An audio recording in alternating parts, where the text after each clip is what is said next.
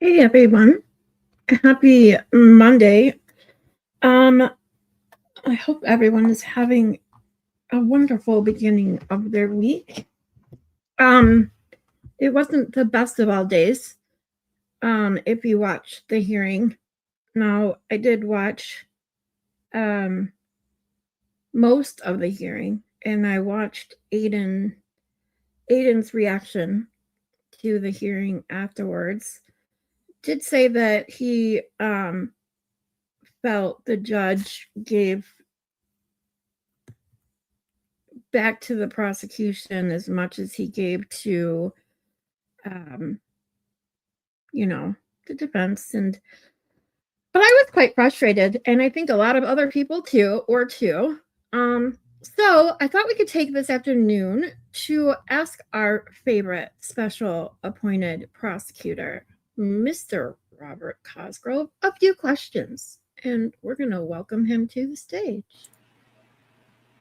Hello, Mr. Cosgrove. How are you today? Well, I'm doing okay there, Scarlett. My name is Specially Appointed Prosecutor Robert Cosgrove. Well, it is very nice to talk to you. I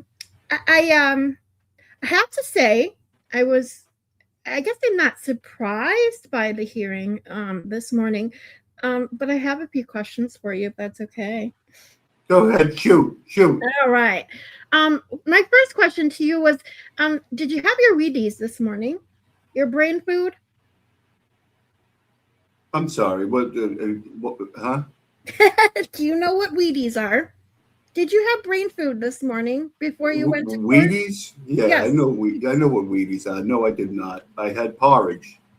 Oh, you had porridge. Okay. That's right. I guess that could be considered brain food. How did you feel before you walked into court this morning? I felt old, I guess. Don't you feel old every day right now? Well, yeah, when you're old, I mean, it just keeps getting worse every day. Yeah, so. Well, did you feel confident?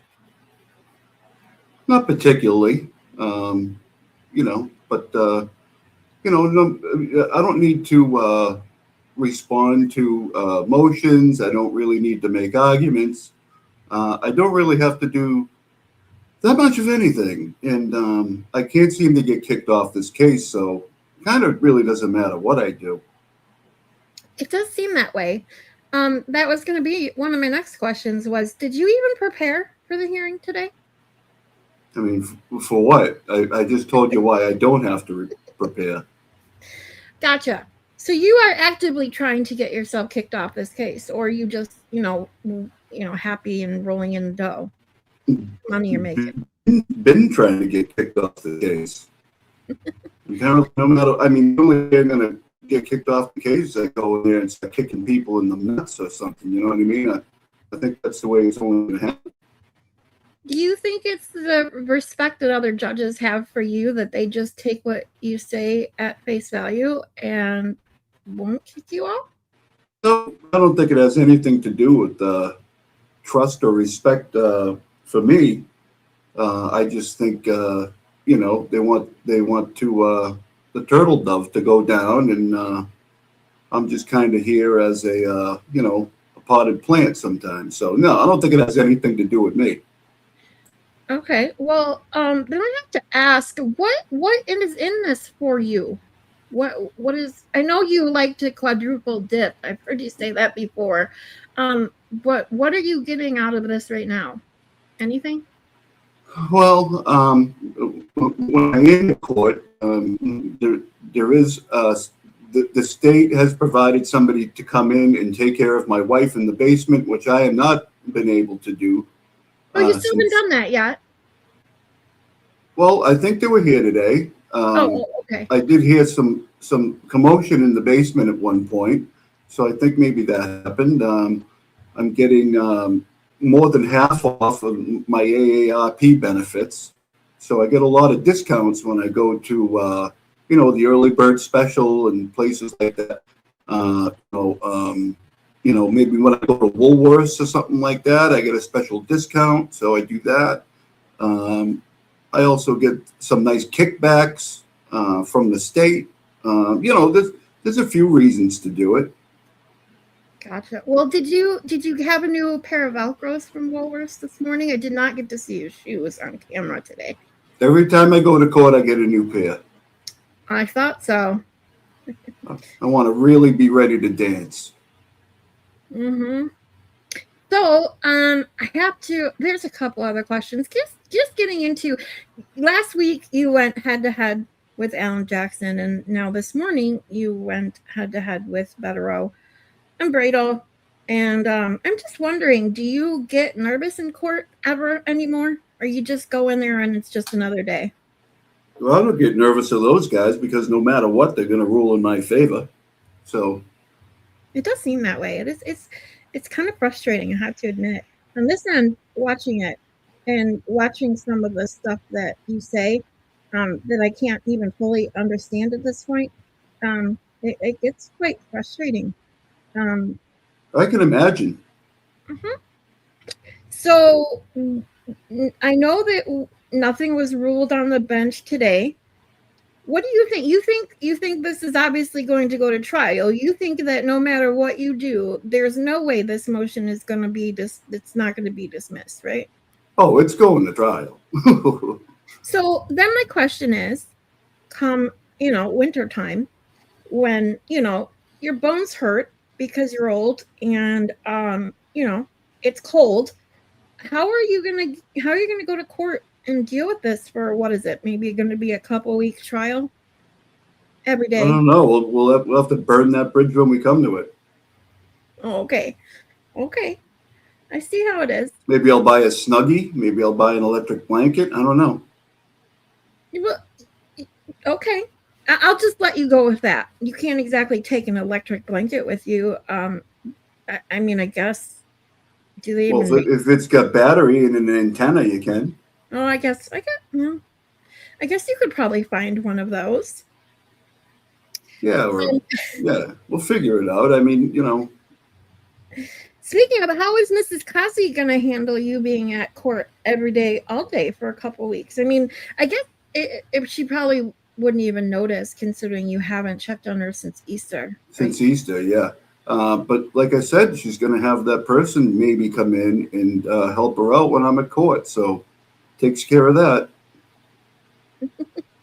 See, and even Nana Terry is in my chat asking, what happens? What if something happens to your wife while you're at court?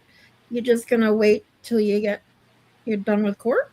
Well, I won't know about it. The person that comes in and does the caretaking for her might let me know, and we'll see what happens next Easter.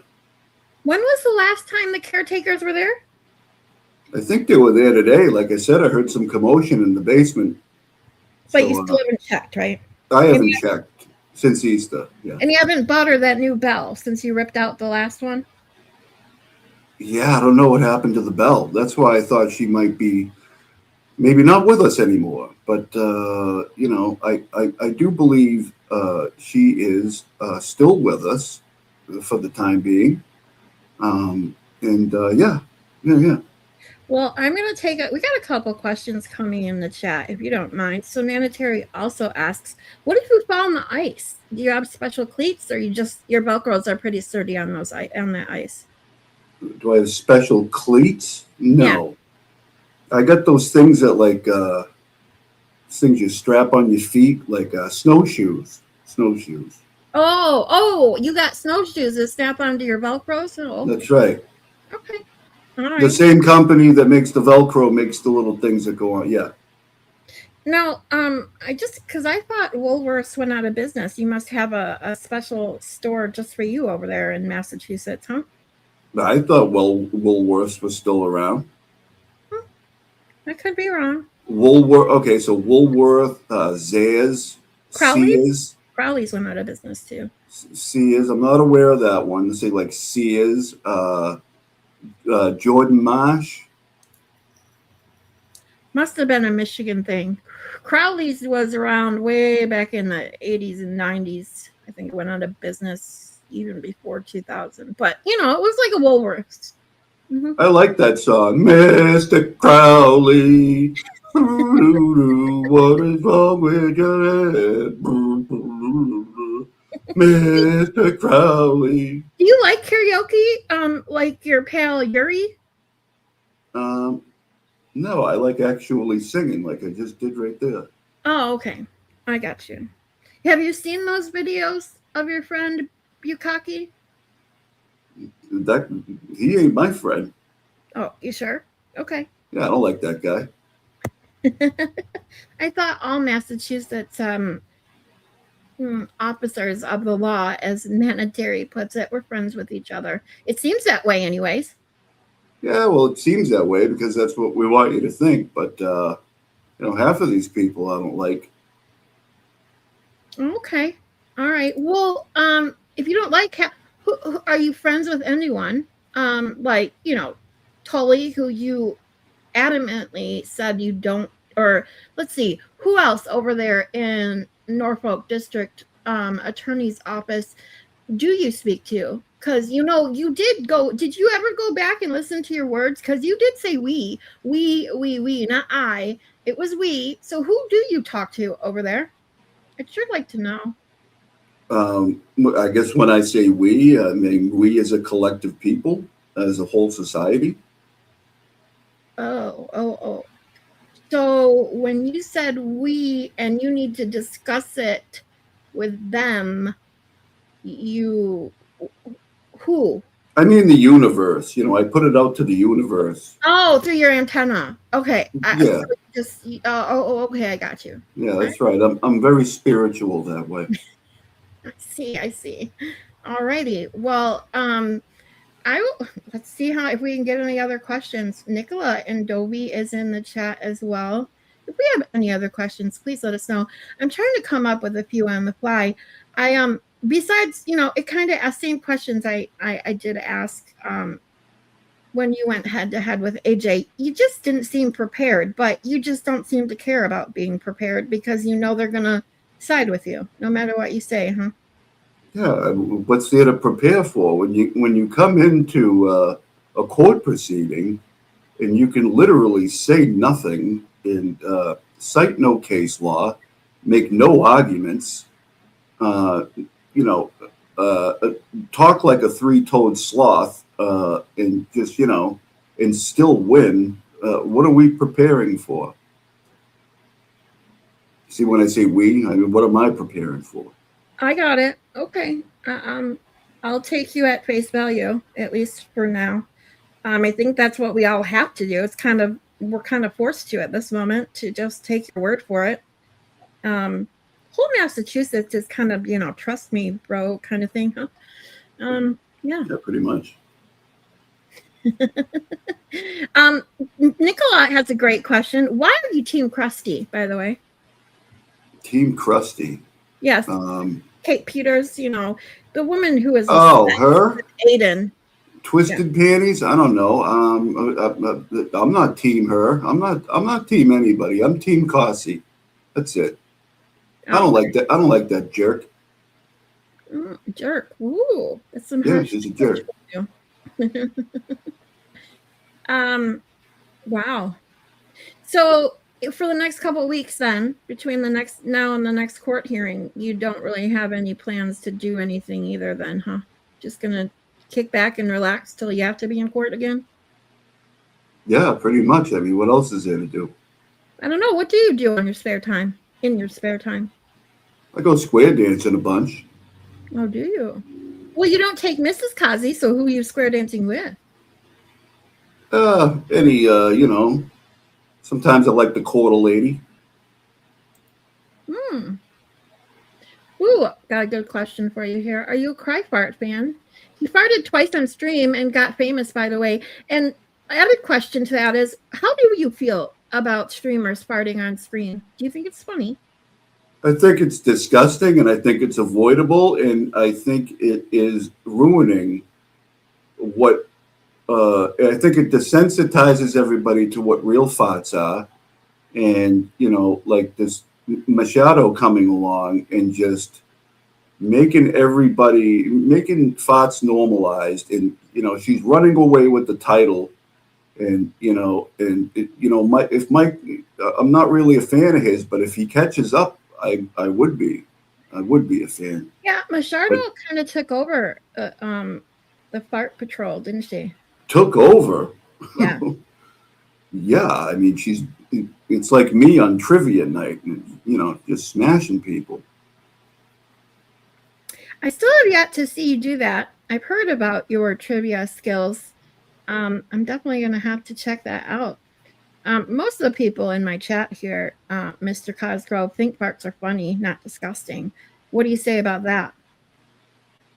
Well, I tend to agree, except when the community gets saturated with thoughts by one person like Machado, it just gets to be like, all right, this isn't funny anymore.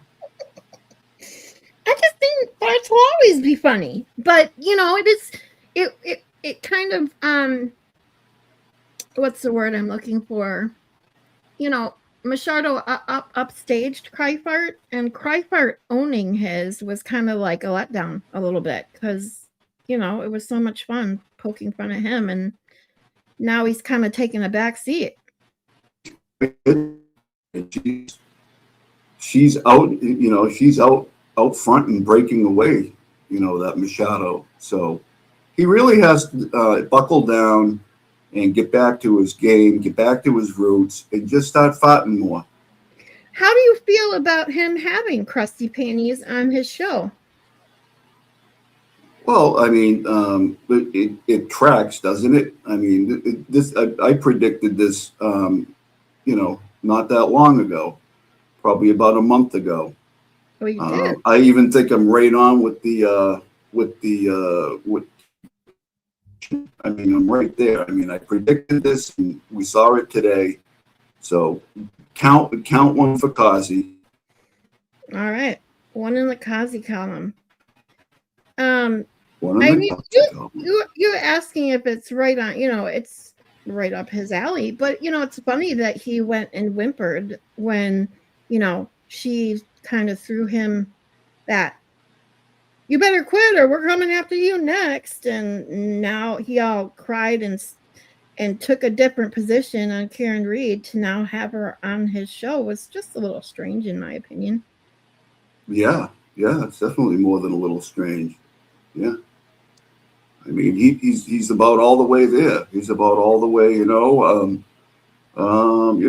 of looking at it. I think, maybe I overlooked a few things, and I think maybe, ooh, look at this data. Let's talk about this. I mean, we all saw it coming a mile away.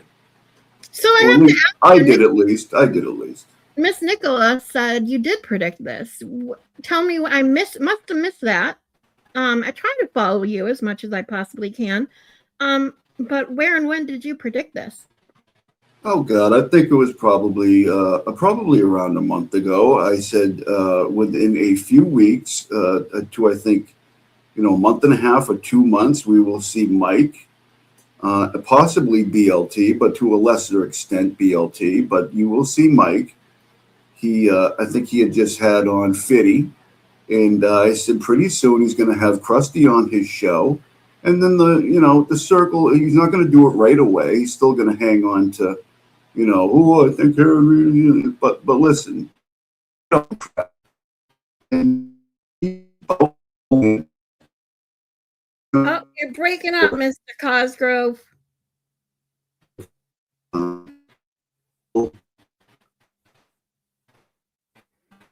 Uh-oh, he's having technical difficulties. He must have to fix his antenna. Now I can. All right. If I break up again, let me know. I might have to refresh. Okay. That's okay. I mean, I have to say, you do pretty well with electronics, considering your age.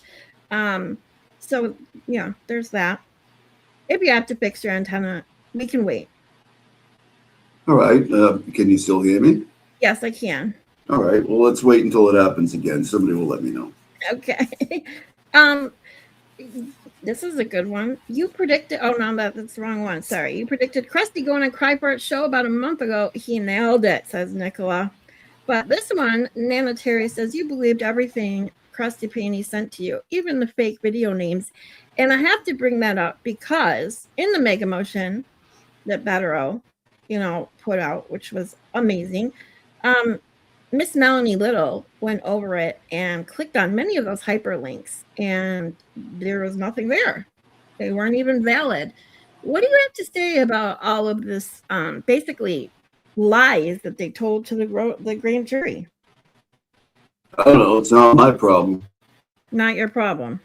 That's how you look at a lot of things, don't you? Yeah. It's not my problem. Oh, lost you again. Damn. All right, I'm refreshing. I'll be back. Technical difficulties. We'll take a momentary break. Adjust your antenna. Yes. Krypart created the circle of jerk. He's in the basement. Blessed Texas, by the way, have a great flight. And don't work too hard. So you're going for work, huh?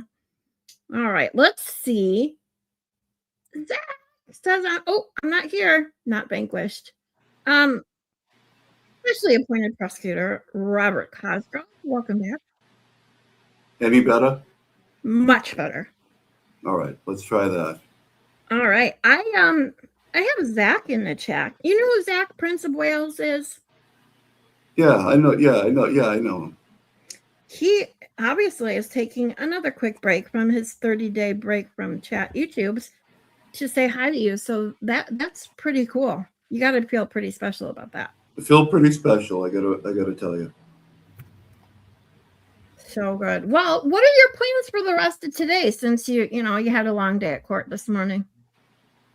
Well, I'm going to, maybe get in my recliner, maybe watch some Green Acres, or maybe a little comedy, maybe a little F Troop or something like that, and see if I can listen to the missus, see if she's, still with us or whatever, and Yeah, but you've been saying you were going to do that for a couple months now, and you still haven't done it. So I just haven't gotten down there yet. I mean, I will.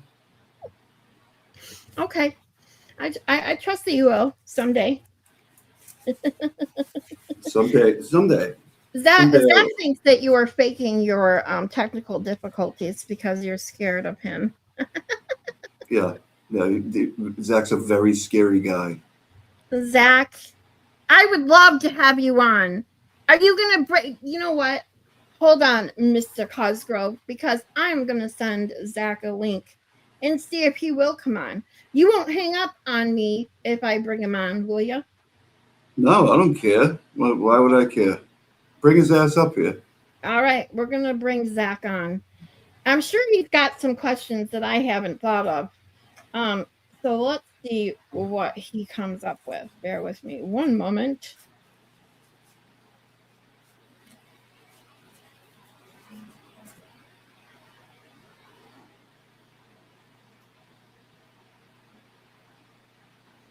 All right, Zach, I'm sending it to your Discord DM.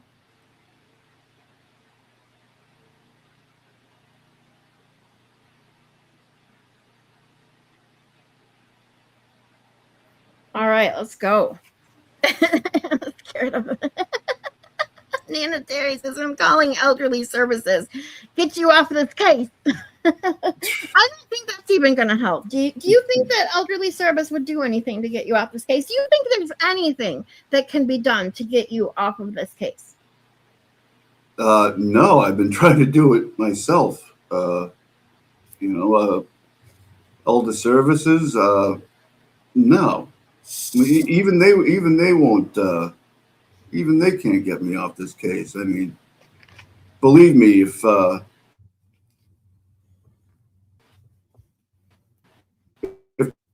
judge won't do it, then I think I lost you again. You lost me? Yeah. Oh, now you're back. You're back. I don't know what's going on. I mean, there should be no reason for losing me here. Everything is working. Ooh, I went into regular voice for a minute. Okay. Um, I'm sorry, I can't help it. I was like, wait a minute, what's going on with my goddamn internet? Nicola says I'm scared of them all. Come on, Nicola. We're scared of us. Sometimes I think we should be scared of you. Have you met Nicola, She's Mr. not scared of Costello? nothing. That one isn't scared of anything, believe me. I know, man. Um, she called Zach a tardo. Get up there, you big tardo. Get over that bridge. Get off the island. Yeah, I have to say that I truly believed that this Judge Belazos, right? Is that how you say his name? Sure, Belazos. close enough. Sure, yeah. I honestly thought he was going to listen to this motion with more, at least, open mindedness. I really didn't think it would get dismissed, but after watching his responses today, I don't have any faith in the fact that he's even going to take it into consideration to dismiss this motion. Um, I don't even know if there's a question in there, but I guess my question is, if you weren't put on this case, if you could put yourself on the outside for just a moment, do you think that Mr. Aiden Carney honestly deserves to be prosecuted like this?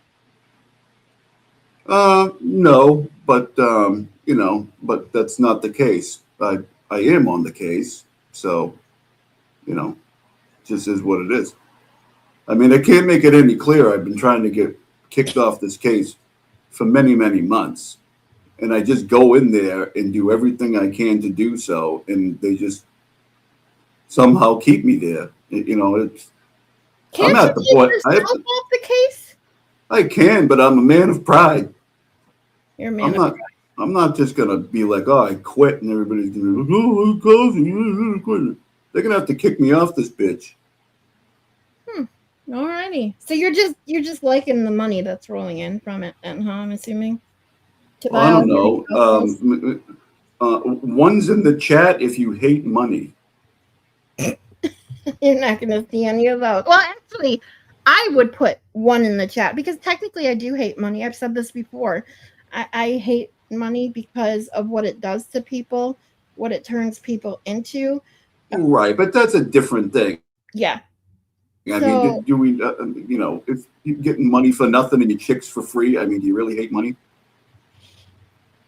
again, I go back to the question someone asked me months ago. I don't think I could sell. I'm not the type of person that could sell my morals and prosecute someone no matter what kind of money it is. You'd be surprised. I didn't believe in it. I mean, I could come on here. I started my YouTube channel, what, 6, 7, 8, no, 7 months ago now. Um, I'm now finally working on getting monetized, waiting on YouTube to give me my appeal decision, um, because their stupid AI is stupid.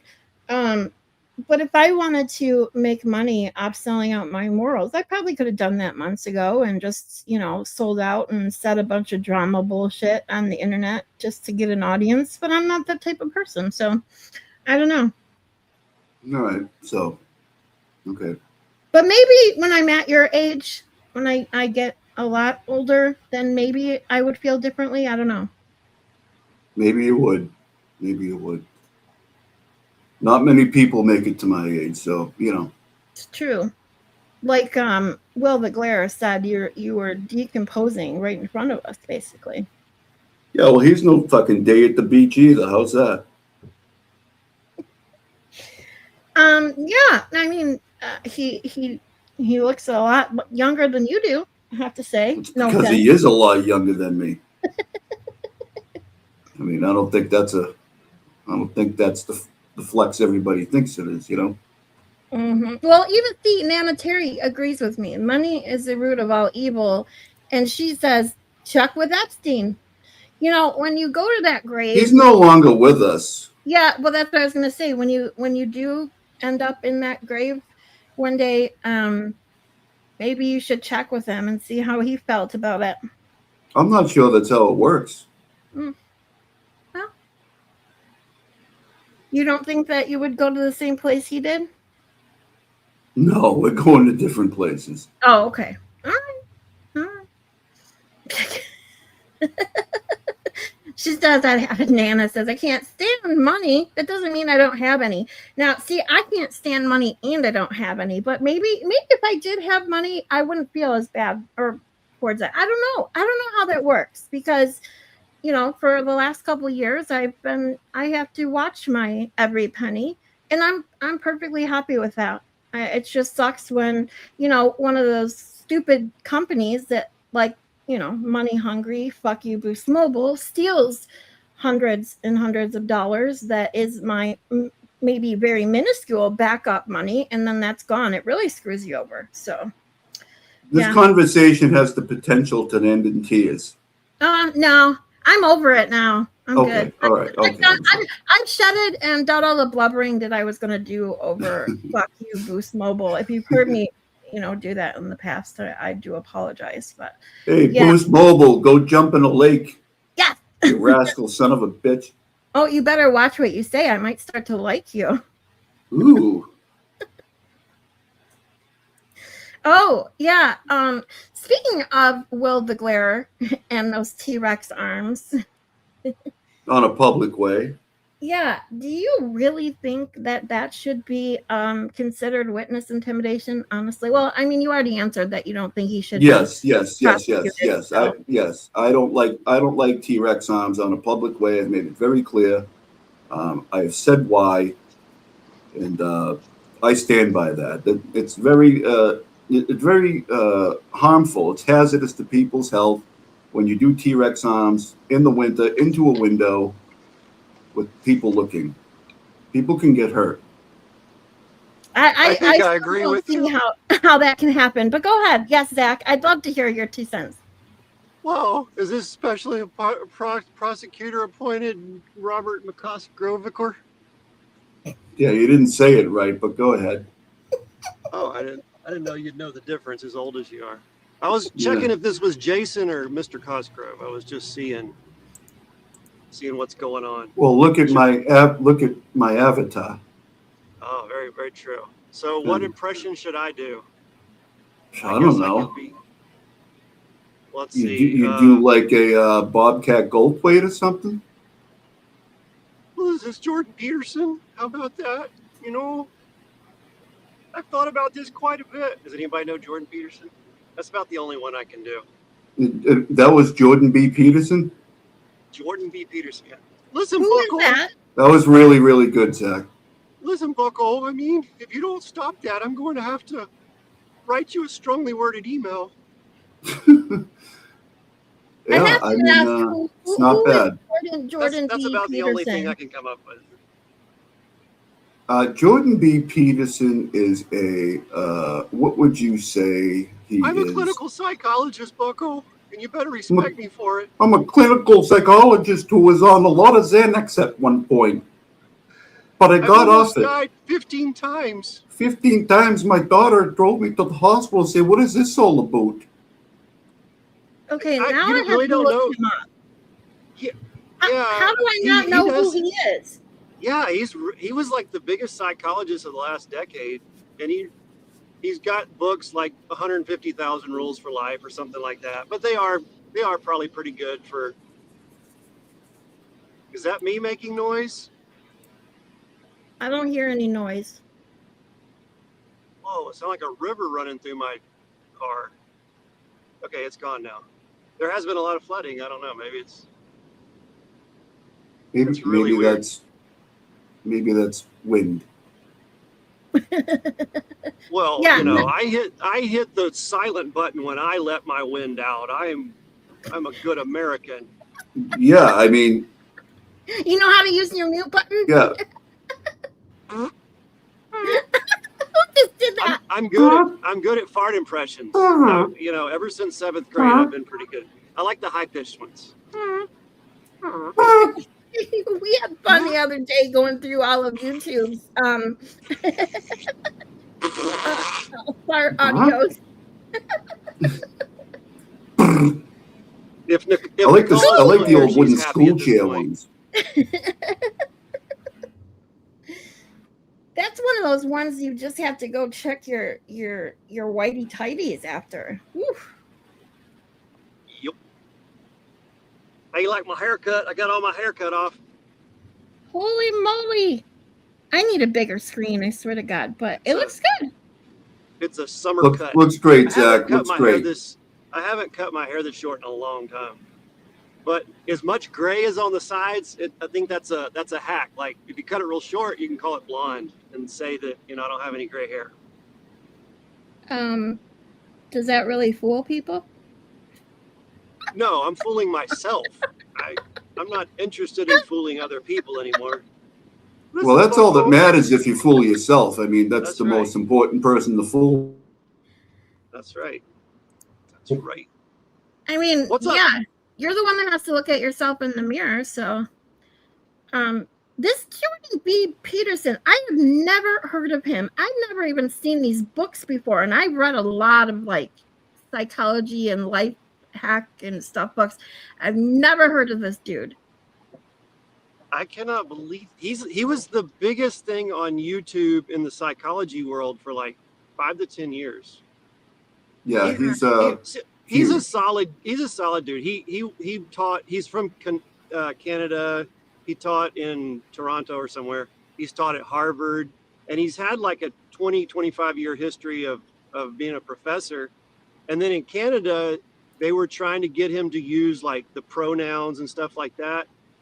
And he's like, he was not making a huge political. In fact, he wasn't political at all. He just said, no, you're not going to tell me what I'm going to say. He's like, if I have a friend that says I'd appreciate if you call me this or that, that's fine. But if you pass laws, you're not going to compel me to. He believes in freedom of speech. So he left and came to the States. Huh. And then got on too much Xanax. I was just going to say that it says that he's out of the public eye dealing with severe health issues stemming from a medication-induced neurological injury. So he's got a catheter. I can't say this word. Hold on. I've never heard of this before. Catheter? Hopefully not. Apothecary? Those things are uncomfortable. A cathesia? I can't fucking hold on. I gotta look it up because now I need to know how to pronounce it. Let's see. I hate not knowing how to pronounce a damn word. Well, if you're redneck, you just kind of make the best of it and move on. Let's see. What's that, a Danny impression? No, man. No, Danny, he's not. He doesn't talk that fast, man. That's not a very good Danny impression either. How's it going, sweet woman? There you go. There you go. That's a little better. There you go. Hey, Mary B. Have you seen this clip yet? Can I pet that dog? Can I pet that dog? I love that clip. Who's the guy? I love that. I love that clip still. Yeah, it's a good one. Okay. My kids corrected me, luckily. I thought the original video was the girl looking at the bear. Have you seen that one? Yes, but the problem, I just learned that was a bear not that long ago. Oh, good. I I'm thought not the it only was dumb one. See, that's how stupid I am. I thought it was a dog, but it was just funny how the girl was saying it. And then I really looked one day and like, oh my God, that's a bear. It's funny for two reasons. You know what I mean? Yeah, I don't know. It's not even her. And then, but they showed me the original video is just a little boy with a stuffed dog or stuffed animal or something. I don't know. But they put his voice onto her video, and that's the one that got, I guess, the most traction. Oh, okay. Yeah, it took me forever to figure out that was a bear. So. Dumpster Juice. Hey, and Nikki C is in the chat. Dumpster. What's up, Dumpster? My nephew just told me a story about watching a homeless person. I think he was in New Orleans. Speaking of dumpster juice, that took a trash can. He had a cup, took a trash can, poured the juice out of the trash can, a public trash can, and drank it. No way. Oh my God. Hey, that was right after I told him about I showed him the video. It was of the probably a porta potty setup. guy. I don't know. He said the dude was whacked. Oh yeah. Just like, I don't think he was into setting anything up. Absolutely. Where do you find this stuff? It's concerning actually, but it was recommended to. Well, it's New York Post, and they have like 1 to 2 minute videos. Yeah, like why did you pick me? Like why'd y'all send that to me? But it's New York Post, and I guess I click on I'm not gonna spend a bunch of time on a long video unless it's like a live one. And little 1 to 2 minute clips, I guess, of the news is about all I want to consume. Oh yeah. But that was important news. It was very revolting news, but yeah, ew. This is like I just like all I can put in my head is like, why is this stuff being sent to you, and why are you seeking it out? I'm definitely not seeking it out. I'm just going along with that fucking video you sent the other day of the idiot who supposedly dropped his Mountain Dew in the porta potty. Yeah. There's zero chance you end up in like the whole no. No, that's not how that works. You don't fall in. Maybe an arm. If that's really the case, it would be an arm down in there, and that's it. Exactly. You don't dive in there. You don't go in their feet first. If his head popped up out of the toilet seat, how the fuck did he get in their feet first? Unless he intentionally went in there. Exactly. I apologize for bringing it back up. He's a one of those scat guys. Yeah. At least now I'm not ready, like literally ready to puke. You sent me that, and I played. Well, the first second hearing that, I would literally felt like I wanted to puke, and everybody in the chat's like, "Gross." I was trying to help y'all out with your diets. He's a decorated doo-doo dude. I had a client that was a pilot, international pilot, and he told me stories of some of the weird. He had a crew that was a bunch of weirdos. And they would, in Amsterdam, they had a party and smeared stuff all over the walls of their hotel room, and he had to deal with that. I'm like, I don't understand people. Yeah. I'm trying to find that video. What day was that? No, don't find it. No. Oh my God. Why? Because it's gross, but there are people here. I don't think saw it the other day, and it's so gross. But psychologically speaking, it's kind of fascinating as how gross it is. I sent it to you on Discord. I know, but it's in my history because I can't pull up Discord with my StreamYard on my computer. It's retarded. I don't know why, but it's just the way it is. I was trying to find it in my history. I thought it'd be easier. Let me just search it up because I can't look up the name of it in my Discord and search it. So hold on. I mean, seriously though, so it's extremely gross. But psychologically speaking, that I did a lot of like how it has to be some sort of like fetish or fascination with. Yeah, definitely. Yeah, with doo-doo. Yeah. Urine and poo-poo. Yeah. New York. I mean, there are better things to be fascinated with. I mean, I know, but it's decorated doo-doo. Decorated doo-doo.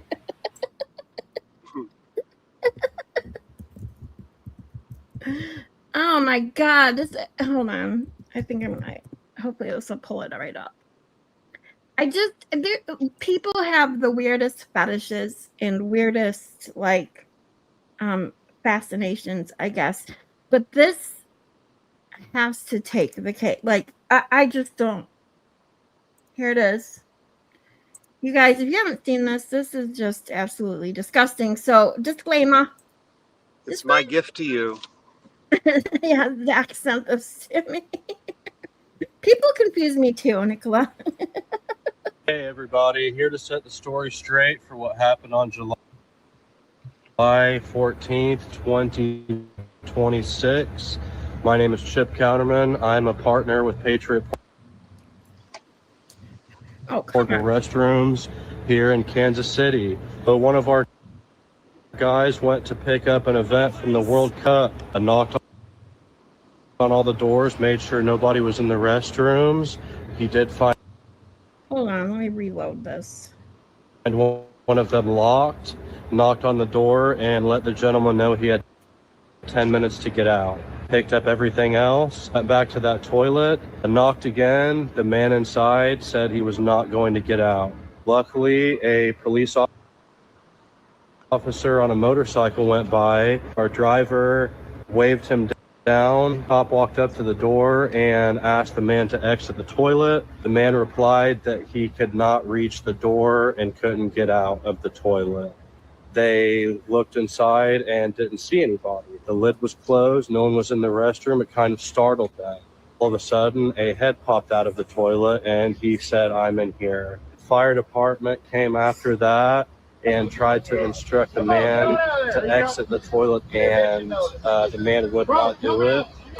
And why he went in, and he told them he was retrieving a Mountain Dew bottle that he dropped in from the night before. So that put him inside of the tank for about 8 hours, if all of that was true. After it was cut open, the man was able to exit the toilet. Fire department did hook up water to their truck and gave him a free shower. Long story short, horrible situation. Thank you to the Kansas City, Missouri Fire Department and Police Department for all the help. Watch out falling into toilets. Yeah, that's... Ugh. I mean, couldn't you come up with a better anything than, oh, I dropped my Mountain Dew and I had to go retrieve it. Scarlett, well, I don't think he's exactly a Harvard graduate to start out with. I don't think... Yeah, I don't think we're dealing with. Was the first thought. He would have been better off saying he was going to retrieve his Mountain Douche. But I'm sorry. Come on. I don't know if you guys can hear that, but the stupid screen won't close. There we go. Yeah, you guys, that was really gross. Zach sent me that in my DMs. Hi, Haley Mouse. Sorry that this is what you came into.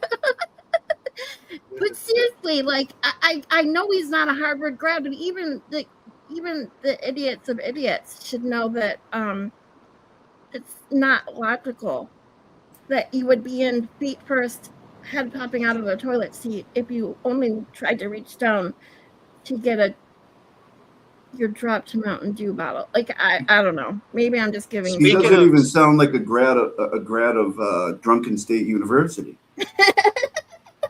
I guess not.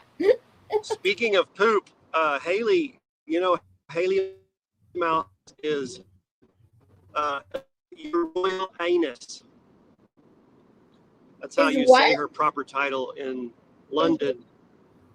Her royal anus. You know how like the Cockney accent in London, they kind of have that British accent, but it's kind of. Dude, both of you are cutting out on me today, man. Technical difficulties all the way around. Well, he's got an excuse. He's in a car. I don't know what's up with mine. He always drives through. That's what happens when he does Mondays. When we were doing Mondays with Zach and Scarlett, he would do that a couple times per stream because of a dead zone. Are you there? Nope, we got the wheel of death again. There he is. You are. He greets me. Your royal anus. Hello, your royal anus. Your royal anus. Your royal anus. Yeah, it's like you don't pronounce the H or something. Yeah.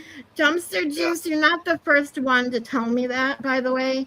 She says, anyone else hear Jennifer Tilly and Scarlett's voice? I can't unhear it. Yes, definitely. It's funny. That's why I hate my voice.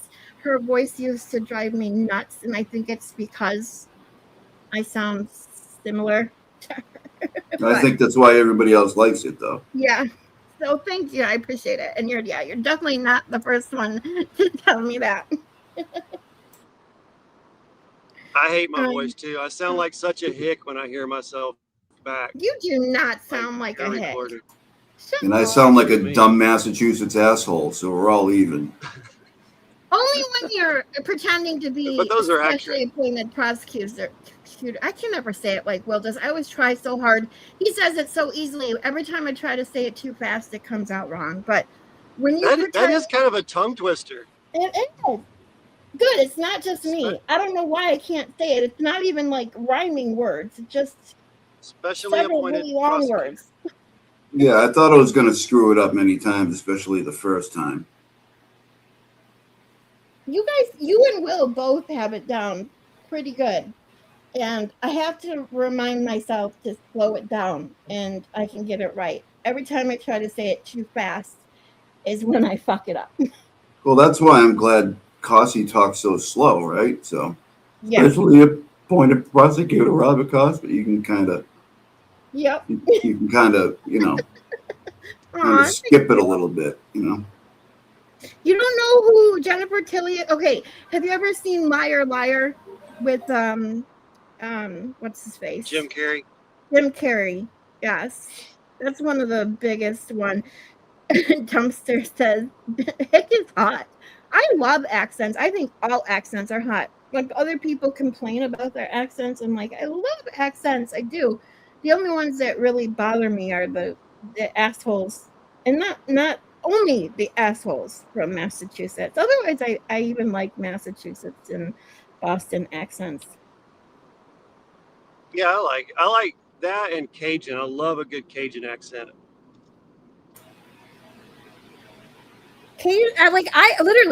My favorite used to be like British, but like now I'm actually in love with Nicola's accent now that I could actually understand her.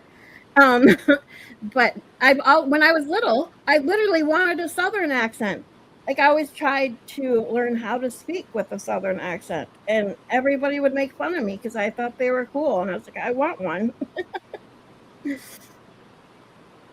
Yeah, I like the Scottish accent. It's the best.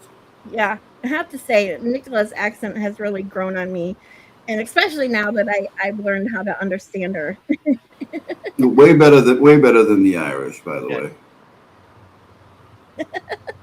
Oh, you better watch the Irish kind of borders on it can be annoying pretty quickly. It's cute if it's like kind of the sing-songy thing, but then it kind of goes a little overboard. Yeah. They are easy to understand, though. Of course, Nicole is crazy. She thinks the woods are trying to eat her or something like that. I didn't understand the last thing she put out. The Jaggies are trying to marry me. Okay, see now with her accent, I have no idea what the fuck you just said. So it's probably only Nicola that I understand right now. Right, yeah. I'm butchering it, but no, you're not. You're actually doing a really good job. I won't even try it. I am not good at faking voices. Unless you give me like the phonetic saying of every single word, I will fuck it up. The other day she said that don't be that person, don't be that prick when you try to murder people you don't know in traffic or something like that. It was funny. The first time I heard her voice, I said something about it. I was talking to her and said something about it, and she thought I was making fun of her, and she like that red hair like lit on fire, and she's like, "Are you trying to take the piss out?" And I'm like, "The what?" They say, "Are you taking the piss?" or something like that. And I'm like, no, I kind of liked it, but all right. And then we've been friends. Nicola is awesome. Like she makes me laugh all the time. I'm loving her shorts. She's walking in the woods with Luna. That one was kind of creepy. She posted a video of her with a guy weirdo following her. The guy that was walking him back, yeah. I'm like, you know what that reminds me of, right? I'm like, oh, freak me out. I don't know. They better be careful because Nicola knows the Mexican jiu-jitsu. I think she would rip somebody's. You know what I mean? Like, she's a fighter. Luna's not letting that happen either. So I mean, but still, it's got to be careful in the juggies. She says, "You talking to piss ball bag? What is a ball bag? Piss ball bag? What?" I don't know now. Who knows what she's saying? Oh yeah, Oh, I there's learned Dodo Irish 77 taught me that, where Brits say taking the piss if you're making fun of them instead of like, going pee. It's not here. If you say yeah. taking the piss, you're going wee wee. Okay, you're taking the piss, not making fun of someone. Yeah, for them it's more No. like pissed off or something. It means something. It means something else. Yeah. I'm not. I don't know. I'm still learning.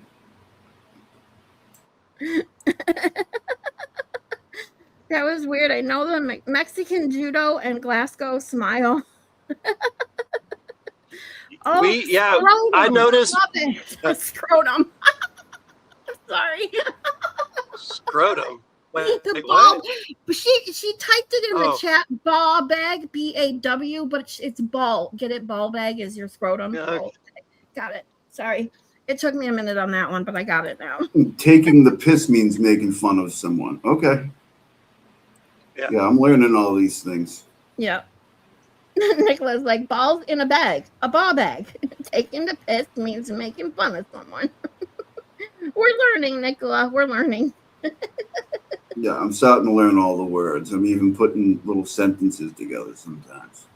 South African accents are good too. Like this is what I'm saying. Like I really don't. There's not an accent that I don't like. Like I always say I don't have an accent, but people say I do because everyone thinks themselves do not have an accent. I know how that goes. But if Midwesterners, Michiganders have accents, they're very, very boring then. That's all I have to say.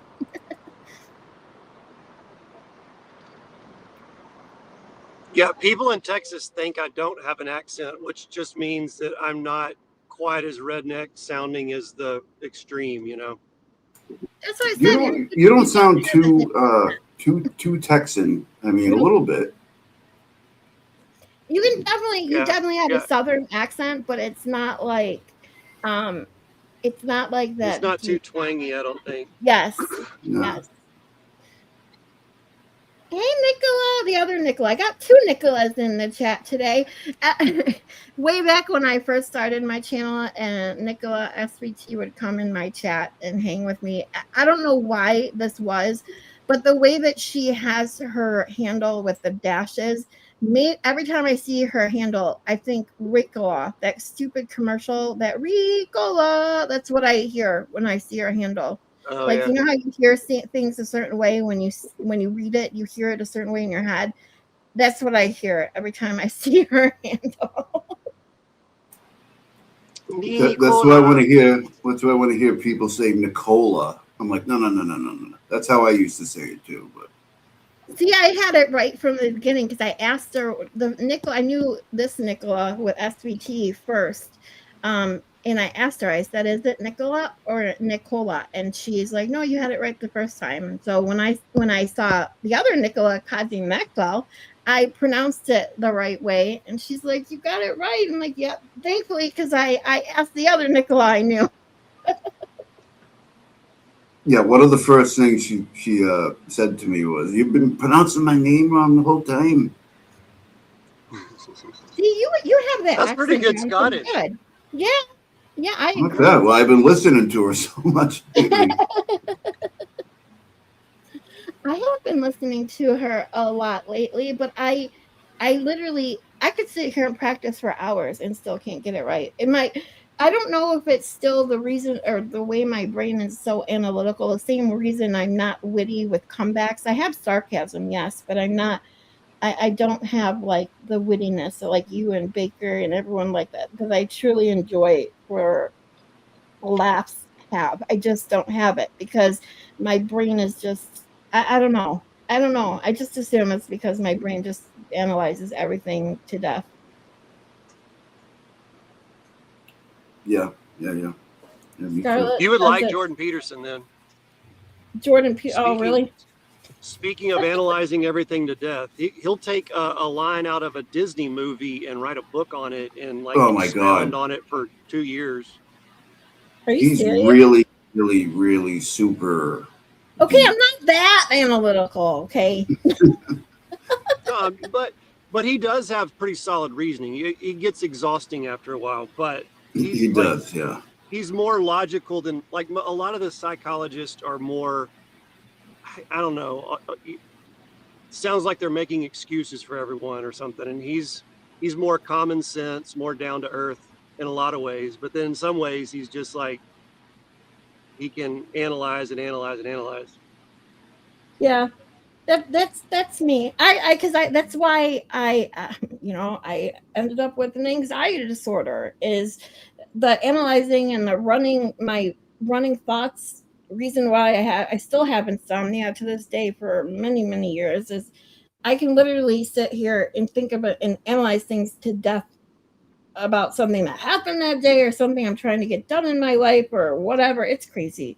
Sometimes I wish I could just turn my brain off, but it just doesn't work like that. Yeah, you got to build a switch in your brain and then learn to turn it off. Yeah. I still haven't learned at 47, but I have learned how to distract myself, though. So that's the good thing. I haven't learned how Yeah, to sometimes that's the best we can do. Yes, exactly. Right. Yeah. Hey, Helen Keller's diary. Ooh, Cosy, that is a great picture. Wink face. Valhalla! What's up, sir? What's up, everybody? Good to see you. What's up, Yes, Fizzle Sucker?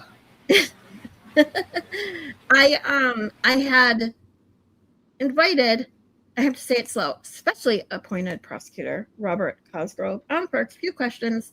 At the beginning of my presentation today, I asked him some questions that I came up with on the fly. If anyone has questions that are now in the chat for our specially appointed prosecutor, Mr. Robert Cosgrove, we do have him here, so you might as well take the opportunity to ask him whatever you'd like. Yeah, go ahead, because I'm. Was it? No, I was just going to say, yeah, go ahead. In regards to the hearing this morning? Yes. Because I gotta go. I gotta go in a few. I got some stuff to do. So okay. All right. So you better, if you want to ask a question, you better ask it now.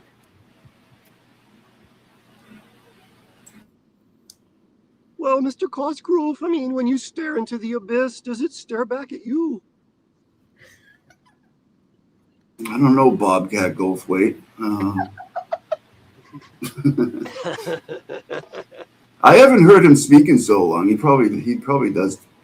Jordan probably does talk like that. He does have that. Yeah, he's kind of like that crackling high pitch he goes into. Yeah, and he's got that Kermit kind of voice. Yeah. I'm gonna I'd have to listen to him for a few minutes. Well, let me see if I can pull up a quick video while people come up with a few questions before we let you go. I have pulled up his books, but I'd like to hear his voice now, because now I'm curious what he sounds like. By the way, that word is akathisia. Akathisia is what he has. Akathisia, yeah. Yes, I've heard that. I learned how to pronounce it. I have to do that. I hate words that I can't pronounce. Give me a minute. I'll find myself a Jordan B. Peterson clip. Hold on. I have YouTube pulled up. I'm just trying to get it. Jordan B. Peterson. There we go. Oh, we got a podcast. The one with Kathy Newman was great. Oh yeah, he's huge. He has 8.8 million subscribers. Holy shit! Yeah, where have you been living under a rock or what?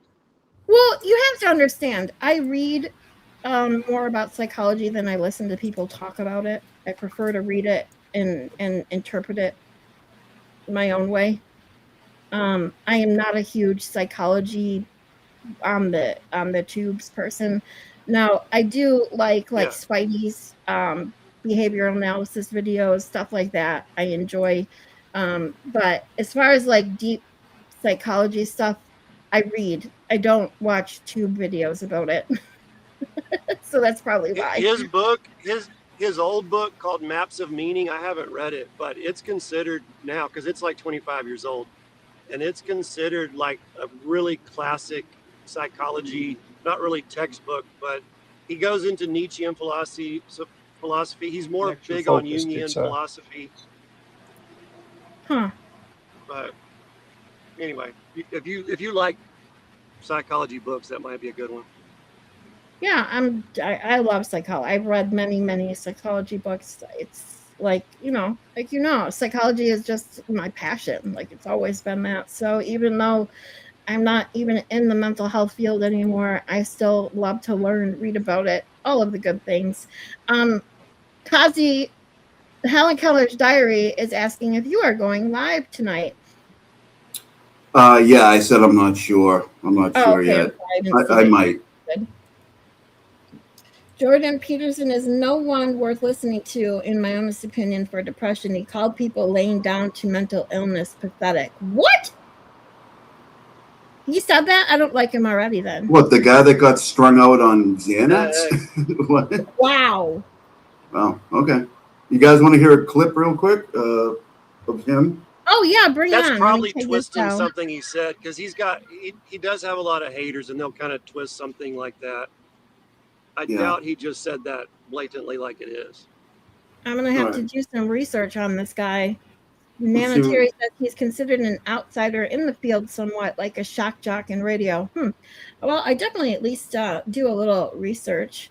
Read The Egoless Self, best book ever. You know what's a really good book is Learned Helplessness. It's not even in print anymore, but you can get it online. It's a great book. Do you have it up, Kazi? Because I don't see it. Yeah, I did. I'm just gonna play it on my phone here. Oh, okay, go ahead. Bring it on. In the strange land, because I was in the strange land when I was talking to my He sounds like Kermit the Frog. And I managed to say what was true carefully enough, so despite the fact that he was a very violent. All right, well, I can do a Kermit the Frog, right? Hi ho, Kermit the Frog here. Right. So if you bring that down, Why hold are on. there so many?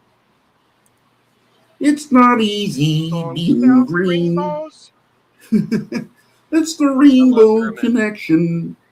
Hold on. Person, and that he was a very intoxicated person, and that he had every reason to be suspicious of me. And here was a very intoxicated person. See, I can't. It's like an octave lower than Kermit, though, and that's kind of tough. Yeah, he was an intoxicated person. I don't know, man. I would have to listen to him more. It's been a while, so. Oh, I have no doubt that you'll probably get it down pat after a couple. I've been trying to do Trump. Like sometimes I can get it good, but usually when I try it in front of people, it sounds dumb. Nikki Rackets is getting pretty good at a Trump lately. Oh yeah, I haven't heard his Trump yet. I'm gonna have to find that. Now, Specially Appointed Prosecutor Robert Crosgrove, we need you back for just a moment because we do have a couple questions that I missed. So go ahead.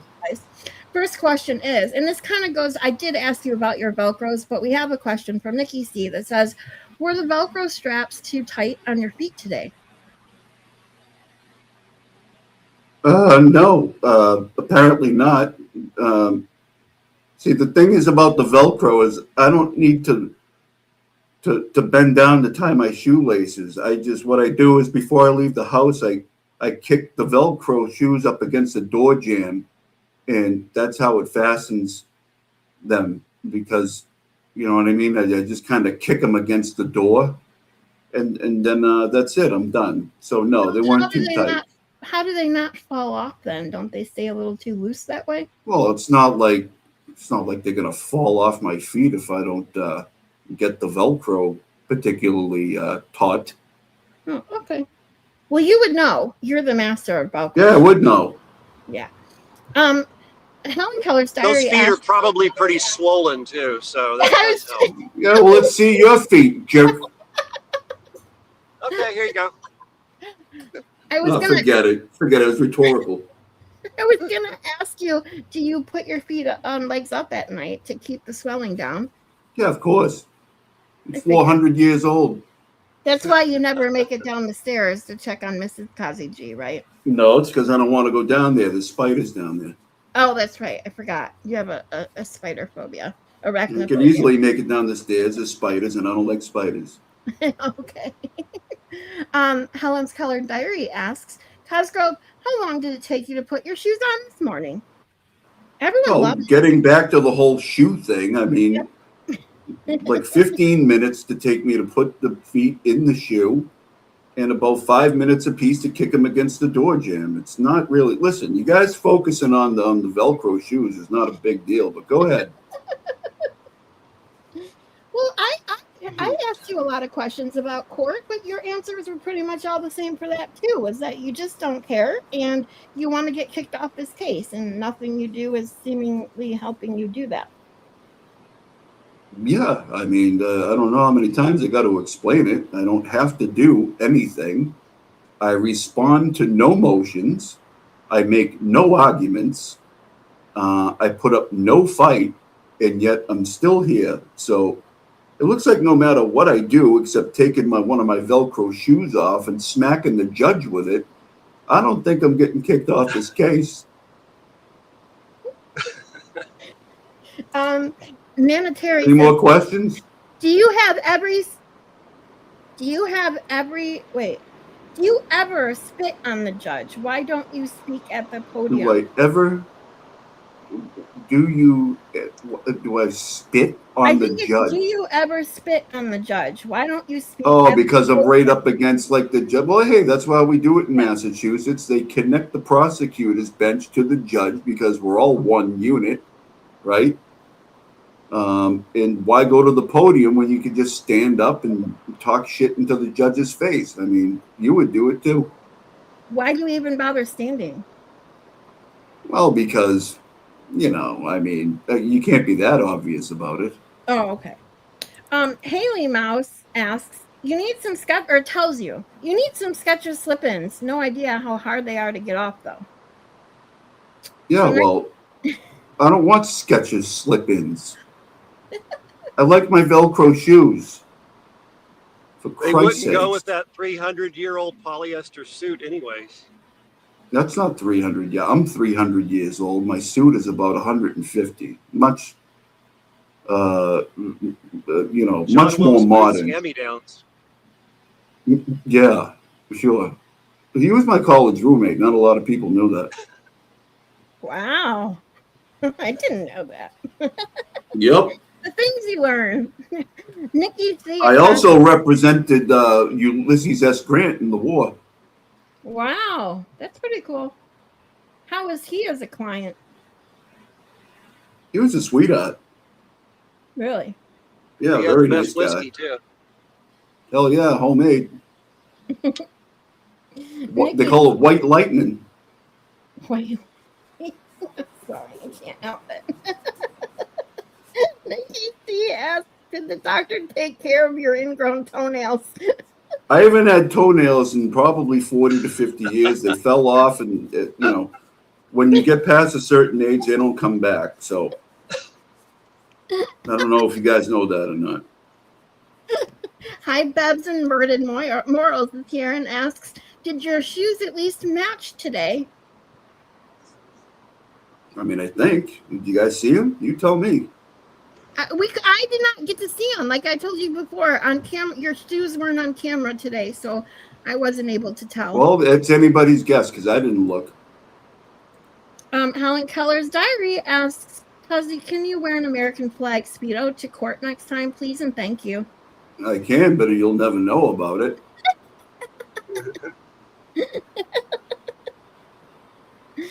Just put a Braille book in with your court papers, and that'll let her know you have a pair on. I just go commando. I don't fool around with any of that shit.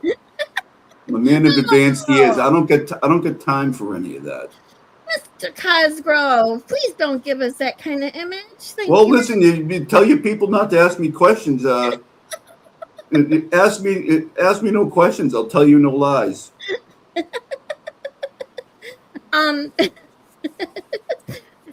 Nikki C says, Kazi, what is going on? You seem to have so many problems walking your motions to the court clerk. Seems like there is something wrong with your feet. I wonder. I'm 300 years old. Why don't you try it? New York Latin girl says, what's it gonna take to get you off Aiden's ass? She says, but I added the word ass. Well, they kicked me off of this stupid friggin' case. Okay? Yeah. Give a shit about the turtle dove.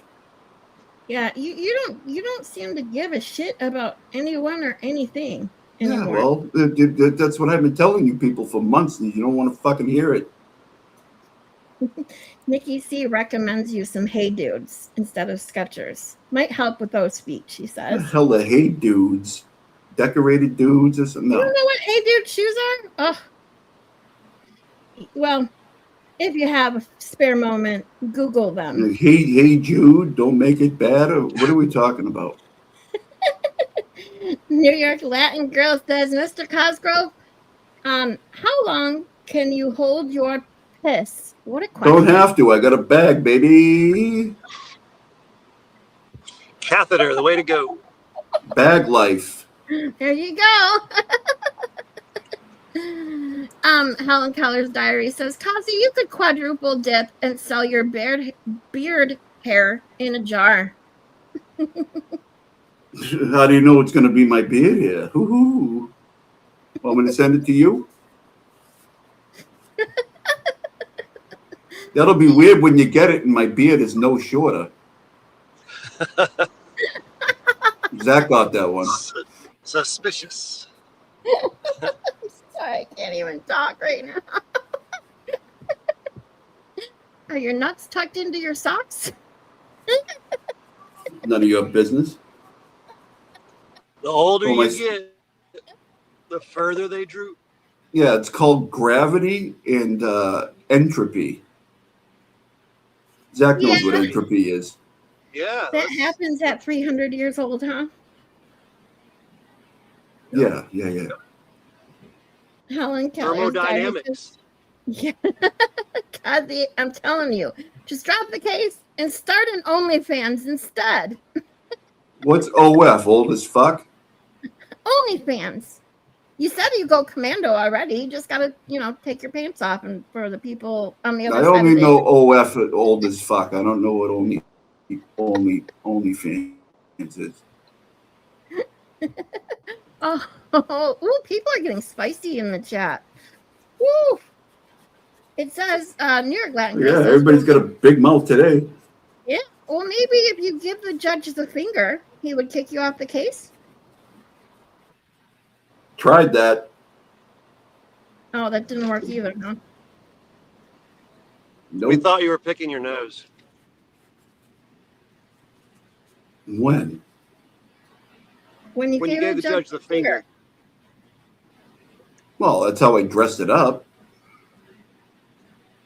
That's why I turn my camera off. I do a lot of nose picking. You can't just give them double freedom rockets in front of everybody. Have you ever farted in front of the judge? Wouldn't you like to know? That's why I asked. Maybe. Why don't you ask the judge? She'd be the only one who cares. It blew dust out his pants. Wow, motion the judge to compel.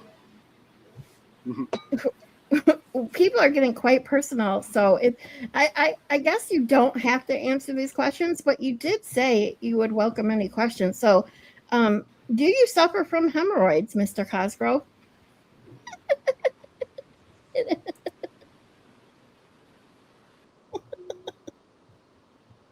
I guess he doesn't want to answer that one. Mm-hmm. Hemorrhoid. Do you have hemorrhoids? We didn't hear you if you answered that question. I don't know, man. I don't know when the last time I've felt anything down there. Is it just numb, or you just... Never mind, I don't want to know. What's the diff? Babington Birded Moral says, will you drop the case for an autographed photo of the Intimidator? No, but I'll drop my drawers. Oh, Panda Bear. Yes, that's Zach behind that no avatar. Oldest fudge OnlyFans, sir. New York Latin girl says maybe you should fart. Maybe the judge will then kick you off because he doesn't want to have your stinky farts in the courtroom. Yeah. All right, next question. Looks like that's the last question. Specially appointed prosecutor Robert Cosgrove, everyone.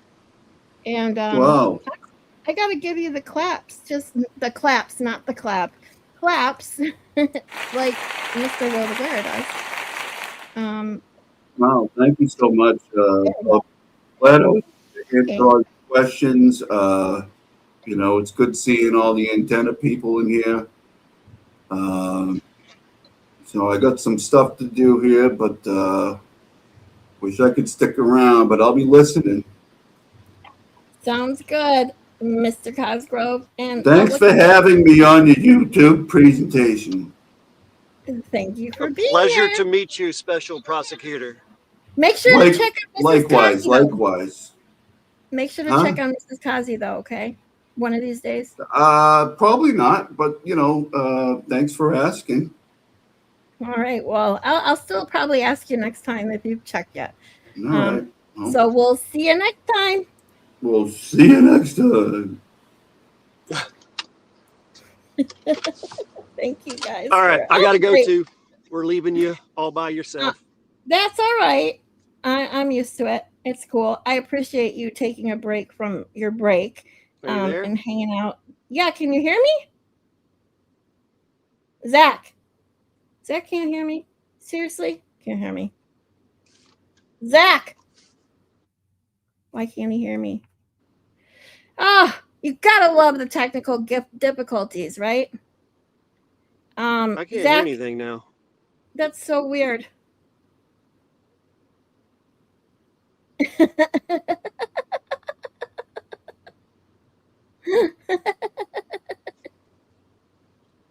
Yeah.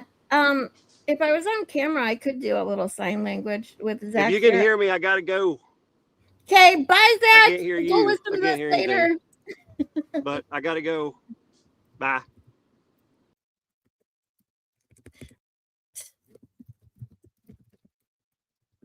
All right. So thanks for the wonderful questions that we got to ask Mr. Cosgrove.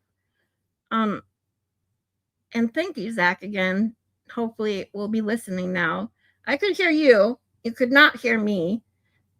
So thank you for hanging out and taking a break from your break to hang out with me and Mr. Cosgrove. I really don't have much else today. I'm assuming most, if not all of you, thank you, CossyG. Thank you so much for hanging out with me today and asking all of these wonderful but personal questions. Truly appreciate you. So I'm sure that most, if not all, have seen the hearing from this morning. I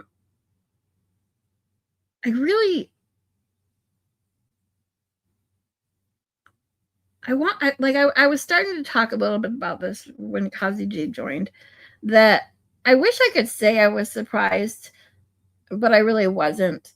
But I truly, honestly thought that this Judge Belizos, would at least make it appear as if he was going to give this some true weight, at least to appear to feel like he hadn't made a decision to never dismiss this case already, but that's the way it seems, in my opinion, by his responses to the mighty one, Mr. Betterow.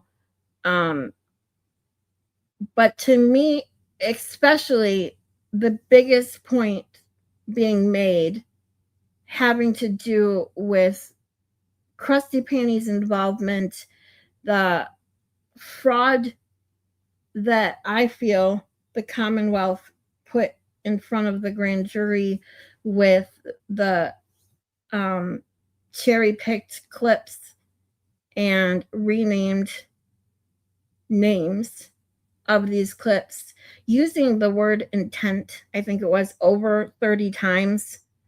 I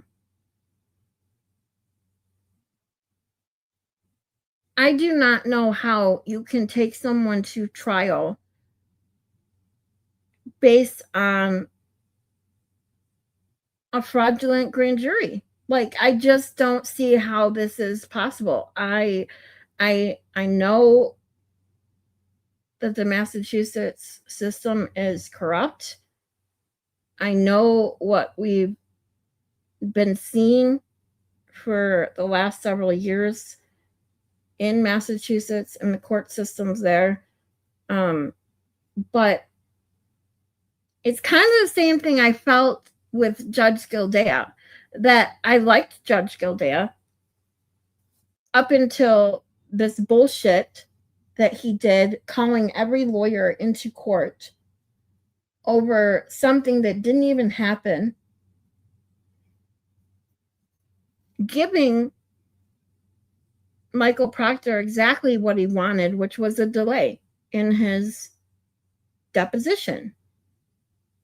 I think the Judge Gildea, played right into their hands. And I think that this, again, I think several people, I didn't get to watch everybody's coverage, obviously, today of the trial or of the hearing.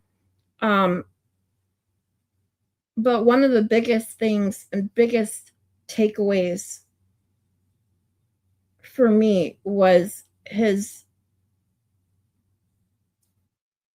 almost I don't care attitude to any argument that Betterow made today. And I think he did bring up the most important parts of the mega motion today in court. And the judge has had the mega motion in writing. So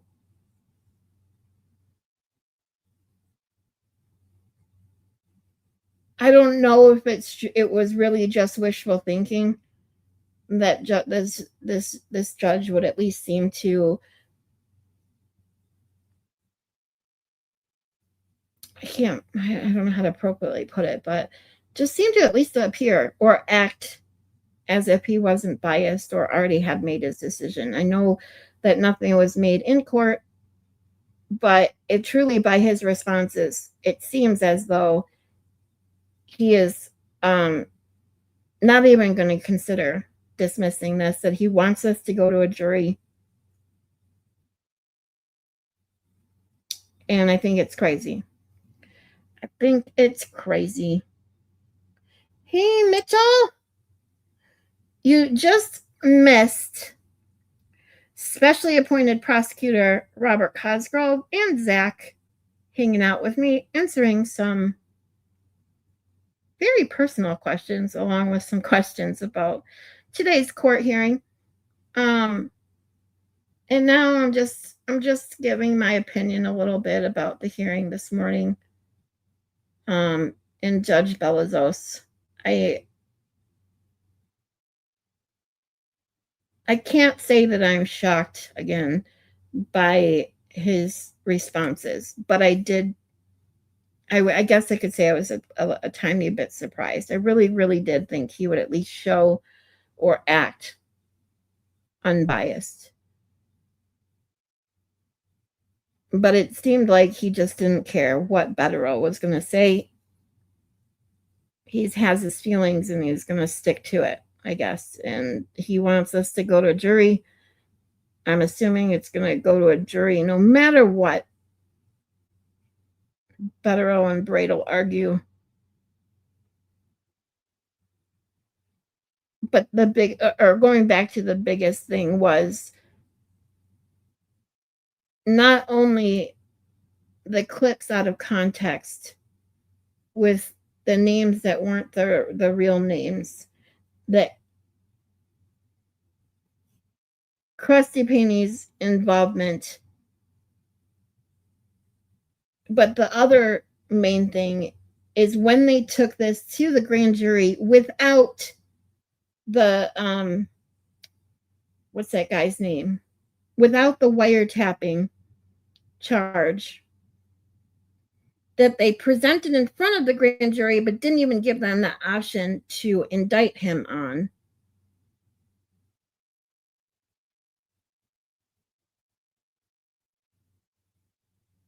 And comparing that to the hearing, the grand jury, where they didn't bring that up and wasn't able to get an indictment returned, is a big, like, it should have been a big moment. And the judge, I think, just totally glossed over it, totally didn't even care, didn't see how big of a deal that should have been and is. He has no passion for the job or case. Very dismissive, says Nicola. Yeah, I mean, it's crazy. I don't know how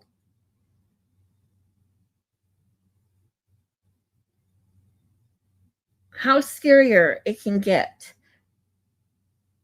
seeing what I've seen in the last year, specifically since I started diving into the Karen Reed case, seeing all the shit that have come out of Massachusetts, seeing people like Edric Faust and Blaze Taylor getting convicted with no evidence,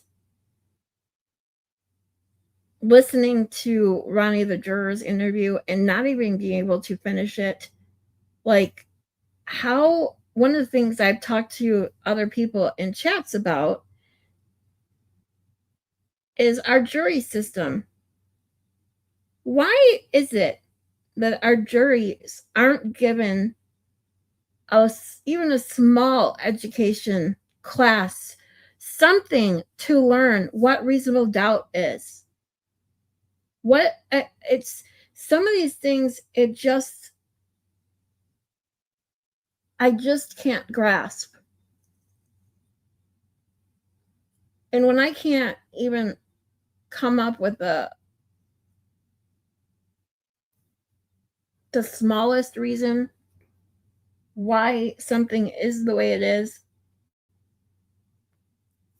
that's where my mind goes crazy.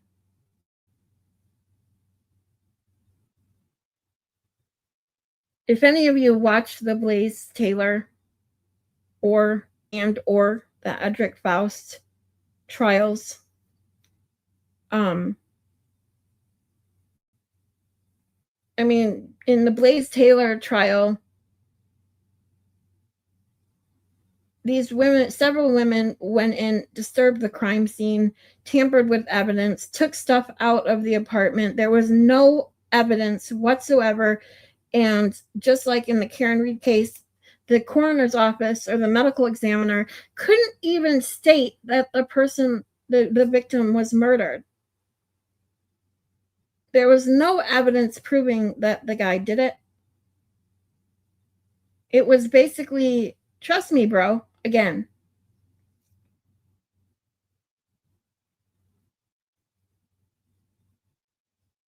It's driving me crazy to think that these are the people that get on these juries, where I truly believed prior to these last few years, even I've been watching true crime and into this stuff for years and years and years. But until, things like this, the last few years, open up your eyes, I truly believed and trusted in juries.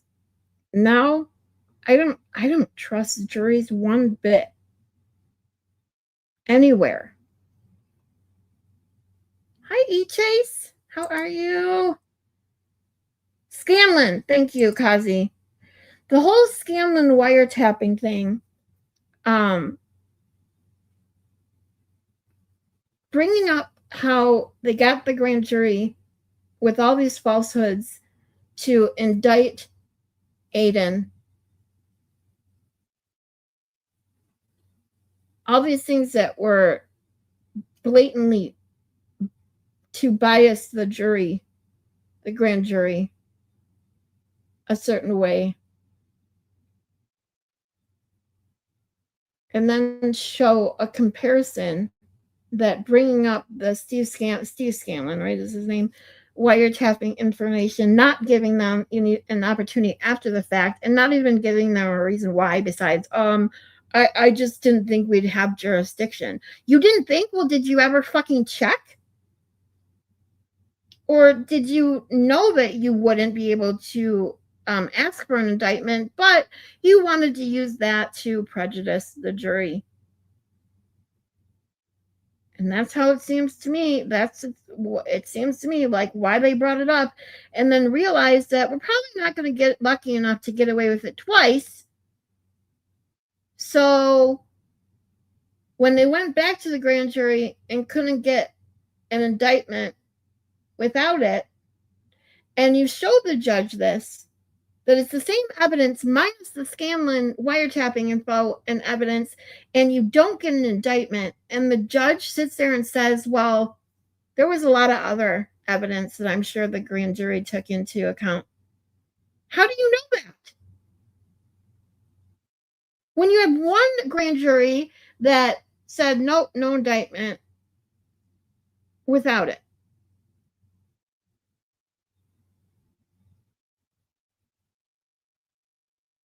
It makes no sense to me.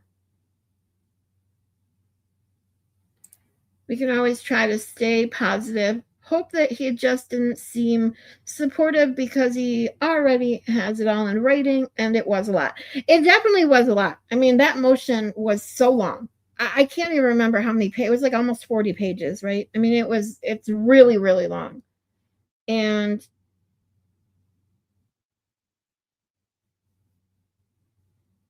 you're definitely right that we should try to stay positive. It's the better way to be. However, being, you know,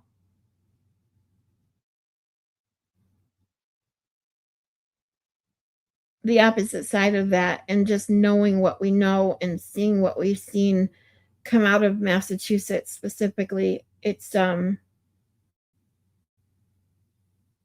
I think it's just hard to stay positive, especially when you hear what we heard this morning to his responses to things. And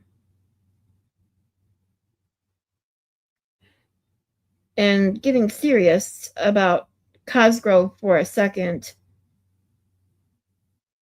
is, in my opinion, about the real Cosgrove, is that I don't think he gives a shit either.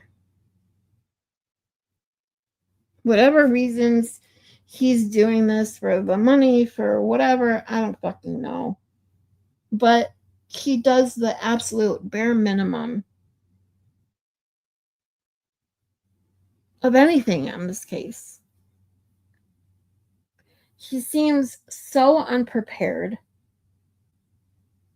Last week's hearing with Alan Jackson was a joke. And not a good joke, a bad joke. I mean, listening to him, it was like, what? And then to end by just repeating what Alan Jackson said after using something that happened with Judge Bev Canoni, that bullshit, repeating that to Judge Doolin was just a low. It's not even. It's worse than a low blow. I'd truly love to know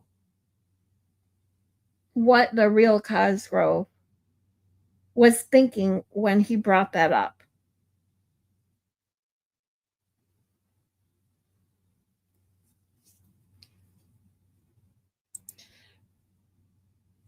Hold on, my computer froze. There we go. I was a juror twice with very little instructions. Yeah, and this is what I'm saying. I like I said, I've talked to a couple people in chats about this specifically. Like, there should be the jurors that are picked or Let me say this. I've been to jury selection before 3 times. Twice I was let go after lunch. I wasn't even called for questions or anything. Once I was called into the courtroom for jury selection, but before the lawyers could ask us any questions, the case got postponed because a witness didn't show up or something. I don't know.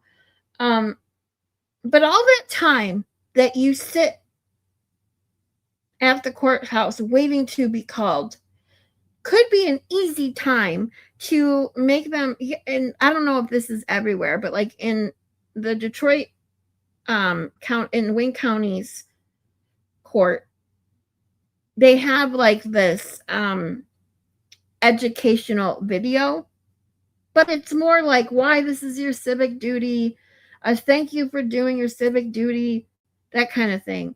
It isn't educating potential jurors on the process. What does reasonable doubt mean?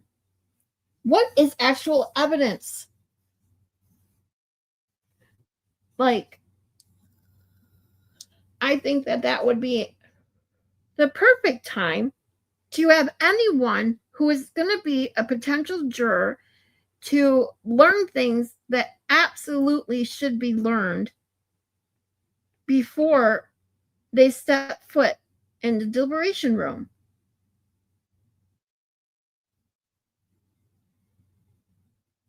Way back when we were on verdict watch for Karen Reed's second trial, because I never watched the first one until after.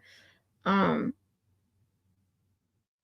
during the second trial, having seen it gavel to gavel, and then doing research about the first one,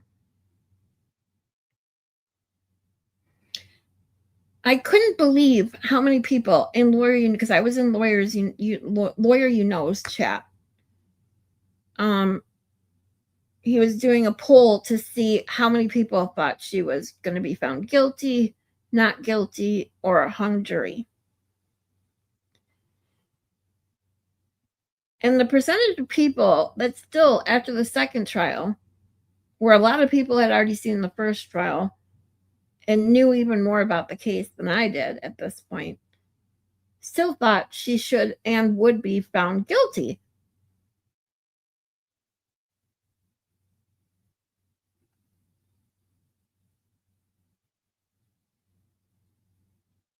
And that shocked, it shocked me then. It still shocks me now.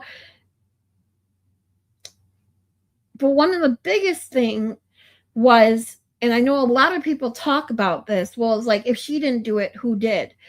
And what people is another big thing that I think jurors need to truly understand, that it doesn't matter who did. That's not their job. Their job isn't to walk out of court knowing that someone is and will pay for the crime. If the person that's sitting in the defendant's chair has not been proven guilty beyond a reasonable doubt, the jury shouldn't be thinking, stand that corrected, shouldn't be feeling like they owe the Commonwealth, the state, whatever, an answer. And why there isn't more outraged on these cops that are either just lazy or don't care, or both. And that's not to disparage all cops. I know there are good cops out there. Shout out to Bob Cromwell. There are definitely good cops out there. But there's also definitely corruption that goes all the way to the top.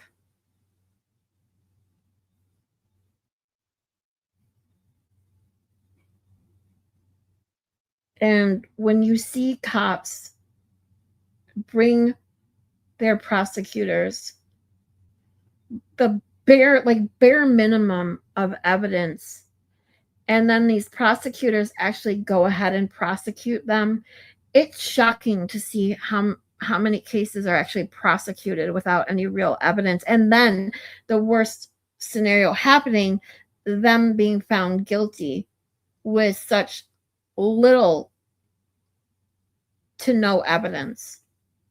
It's just crazy. Hey, Tasha! Wasn't Cosgrove a judge in Norfolk County? Yes.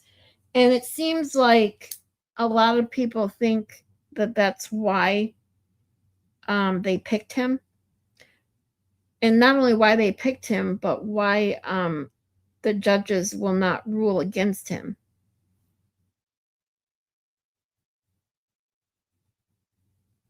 And it very well could be. That very well could have been the reason they picked him. And now they're getting what they wanted. Cautiously optimistic. Also, after hearing a lot of the law tubers say motions to dismiss often aren't successful, kind of gives me a baseline not to expect much. That's very true, and I've heard that quite a bit before too, that motions to dismiss are very, I don't know if they're very rare, but they are not common. We did see it, those of you following Aaron Spencer's case. I was actually shocked. That one did shock me. And I think it's because I'm so used to the corruption now, so used to seeing these biased judges and everything around doing stuff, and to get cases in front of a jury that really, in my opinion, have no just no right to be in front of a jury, honestly. So seeing that his charges get dismissed was actually amazing. Truly amazing. It did surprise me. I'm so glad for him and his family, him and his daughters, specifically, that they don't have to deal with this kind of bullshit anymore. They don't have to sit through a trial and fear that he's going to go to jail.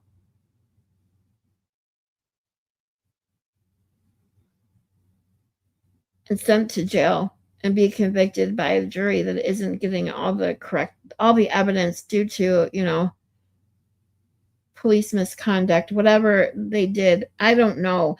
I'll be honest, I don't know the details much of the Aaron Spencer case. I do know it had to do with them losing the SD card, the video from his dash cam, I believe.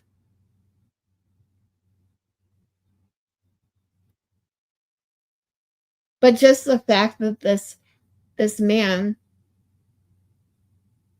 that he killed was literally actively kidnapping his daughter.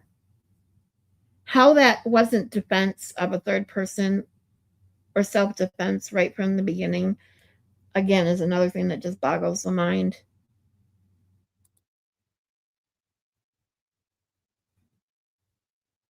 Oops.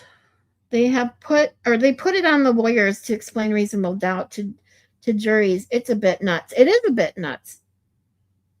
And that's why I was saying, it's like there are ways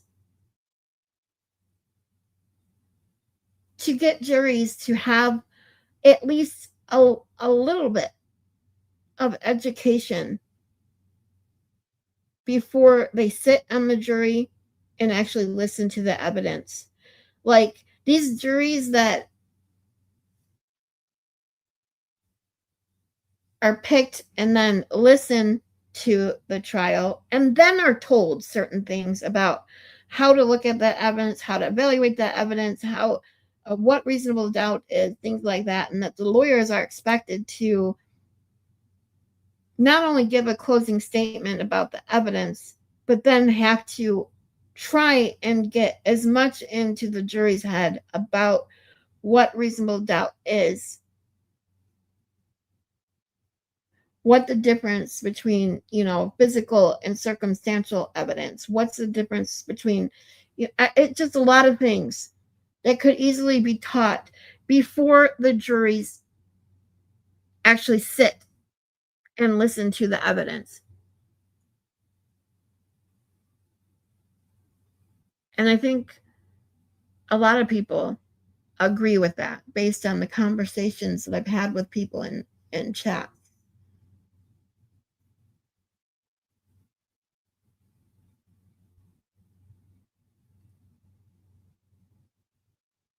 And that goes back to one of the things I started saying. I did drift off on a tangent, which I tend to do, so I apologize. Hey, Lefty. Was when I was watching the, doing the trial or the verdict watch of Karen Reed's second trial, and watching people say that they felt she was guilty, and saying the reason they thought she was guilty was because, hey, who else could have done it? Listening to Ronnie the juror say, well, she was there, he was there, she was drunk, so she did it. Like, those kind of things just make you want to rip out your hair, You have someone's life in your hands when you sit on a jury.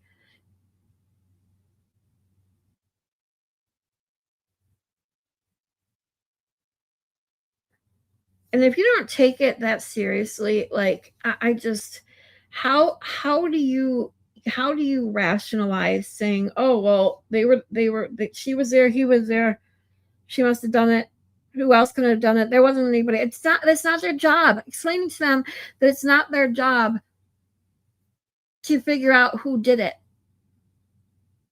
If they didn't prove it in court, the person in that defendant chair didn't do it, that is their only job, is to decide that. Did the Commonwealth or state prove that this person here did it?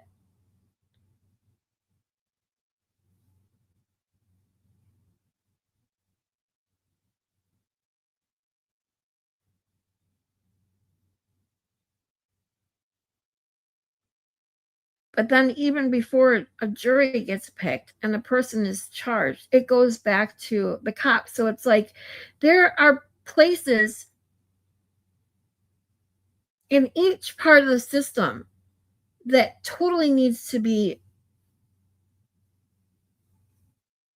what's the word I'm looking for?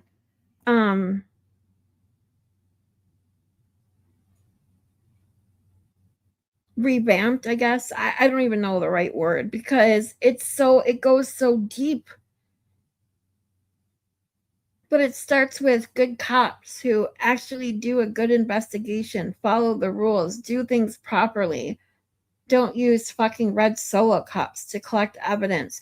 Don't ignore evidence or not investigate certain things or certain people because they're either cops or your friends or friends of cops.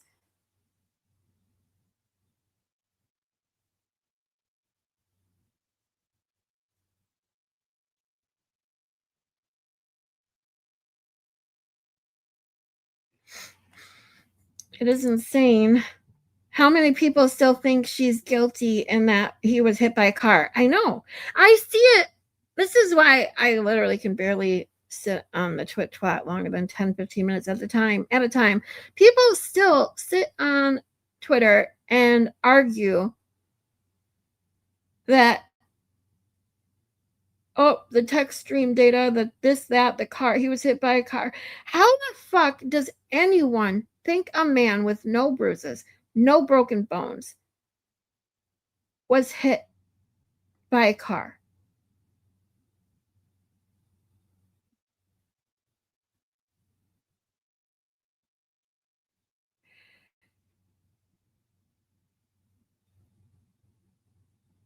And if you ever notice when people are in the anti Karen Reed side, they never have any responses to those kinds of questions. You ask them a legit question, a why or a how or anything about the evidence or lack thereof, or the corruption and ridiculous, shoddy investigation that was done by the police department. They deflect. They never answer that questions. They never answer anything. They then deflect by, making fun of the person who made the statement, switching it to, it doesn't even matter. They can never answer these questions.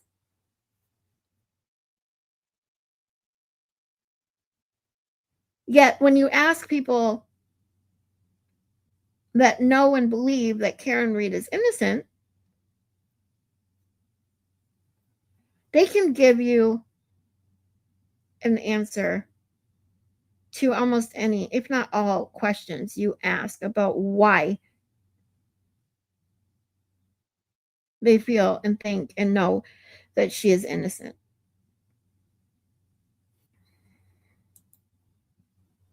Same. I was so pleasantly surprised when Spencer's case was dismissed. Yes, it was a great day. But yeah, great example of an egregious case that rightfully was dismissed. Yet we were all shocked when it was dismissed. That's what I'm saying. It's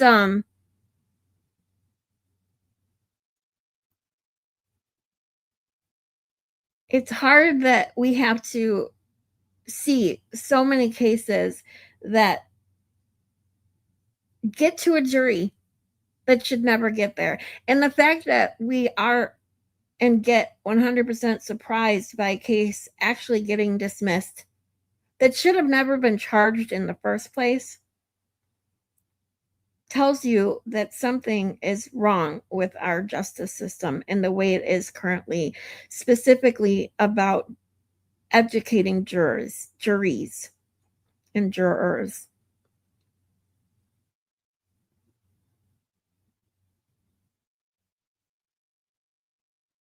Is there anyone in the chat or still here that hasn't seen the hearing from this morning and would like to see it?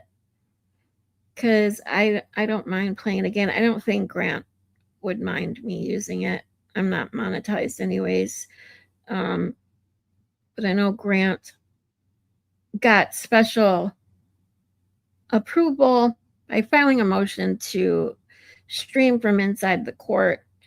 Because another thing that happened, if you didn't see, some idiot was on Zoom during the hearing, making noises, saying things, whether it was on purpose or not, who knows.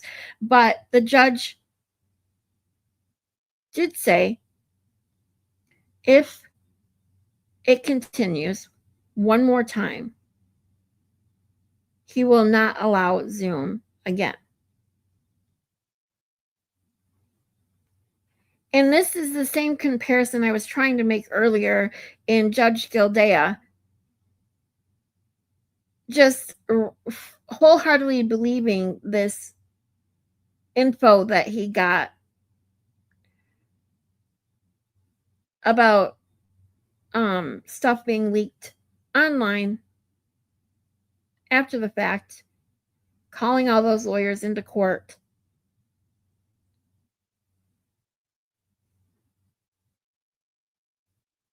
Just blindly believing what was sent, allowed them, and I truly believe this. I said this before. I truly believe whoever sent that to the judge or to the whoever they sent it to get it to the judge did that, and they're on the McAlbert side, and because they knew that this would help get Proctor the postponement that he desperately wanted on his deposition that the judge denied. But they sure fucking found a way to get it postponed, didn't they?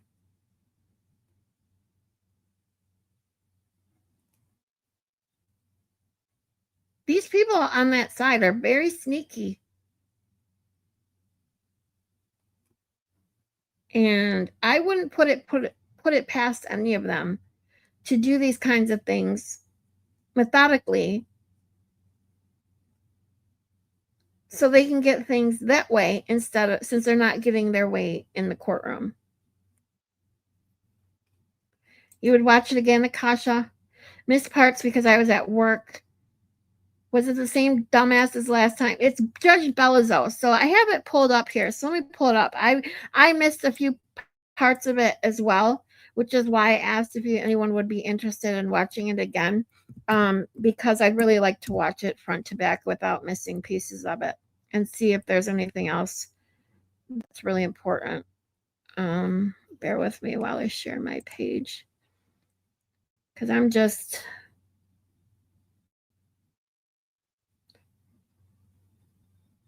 hanging out today at home.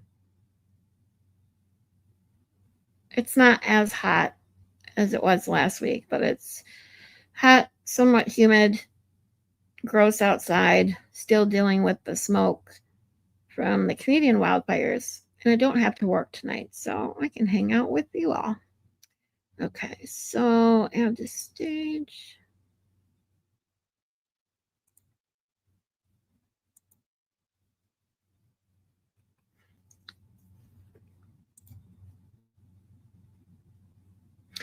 There was a little meeting or conference after the hearing too that we can watch that Grant Smith Ellis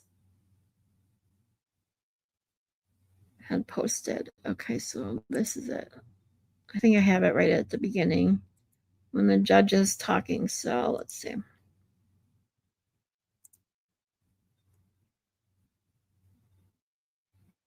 I'll put it on 1.5 speed. If it's too slow or too fast, let me know. Why isn't it? There it goes. I'm like, why the fuck ain't it loading?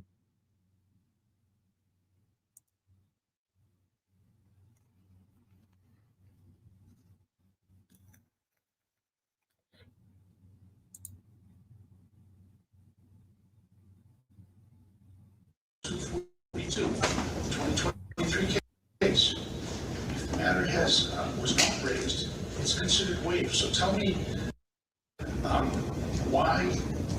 I understand the issues with Ms. Peters may have been disclosed post that hearing, at least to some extent. Tell me what the other issues are waived under Del So this is Judge Bellizo's. Was there another issue you wanted to focus on? Well, no, that's to start. Then we'll get to the substance of it. Thank you, Your Honor. Judge, it is true that many of these issues existed in the grand jury transcript and motions that were ruled upon by Judge Dewey.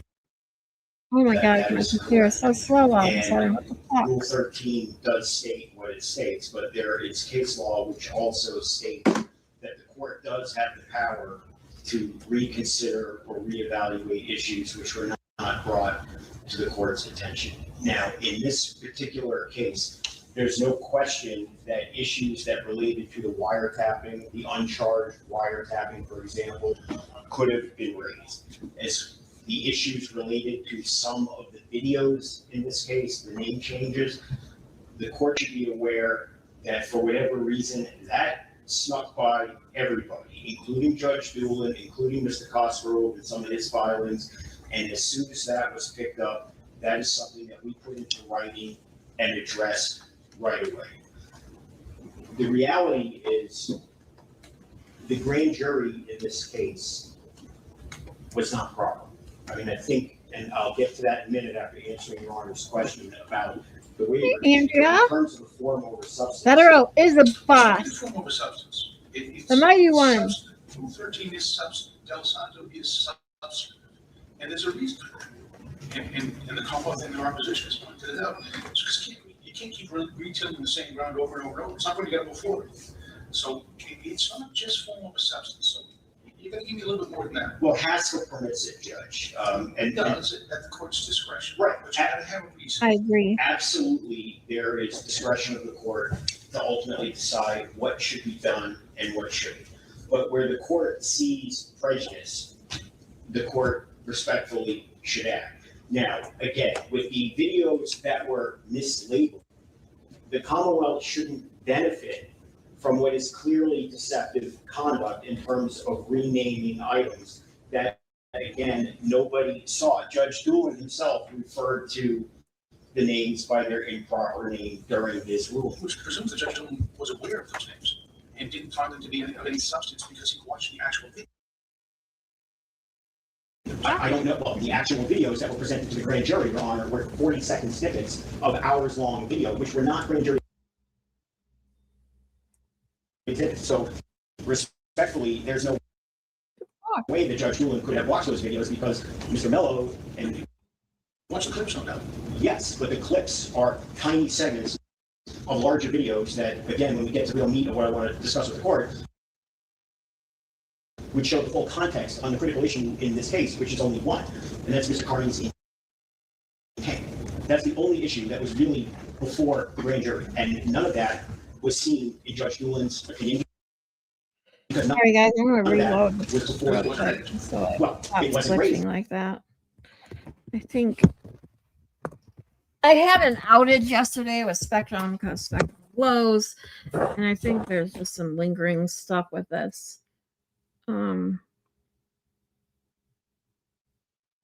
Hopefully if I reload it.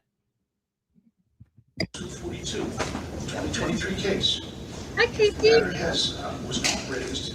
It's considered waived. So tell me why I'm saying the issues. You can go back and watch on replay. Disclosed post that hearing, at least to some extent. Tell me what the other issues. I'm sure I'll have him on again. We had fun. Next time, hold on, I'll pause this. Well, that's to start. Then we'll get to the substance. If I can pause it. Hold on. Thank you, Your Honor. Judge, it is true that many There we go. I'm gonna have specially appointed prosecutor Robert Cosgrove on again for another Q&A session coming up soon. I will post in advance so we can get questions in advance next time. I only posted it in my community post like 30 minutes before we were going live today because I didn't think about it till then. But next time I will be more prepared. Hey, Kels. I was sitting right behind Grant. Oh, you were? Brian and the cameras. Oh my God. I wish it. This is the only time I wish I lived in Massachusetts. Is so that I could, have an opportunity to go. But I would love to have been there, see Betterow in person. He's fucking amazing. However, that being said, if I was in the courtroom, and especially today, I wouldn't be able to hold in, first and foremost, my facial expressions that I made at this judge, at the things that he was saying. And probably would have to bite my tongue so I didn't say anything out loud by accident. I'm going to be totally honest with you. All right, let's try this again. Let's get rid of the chat. See if I can get this to play without the glitching. Here we go. Many of these issues existed in grand jury transcript and motions that were ruled upon by Judge Doolin. That is correct.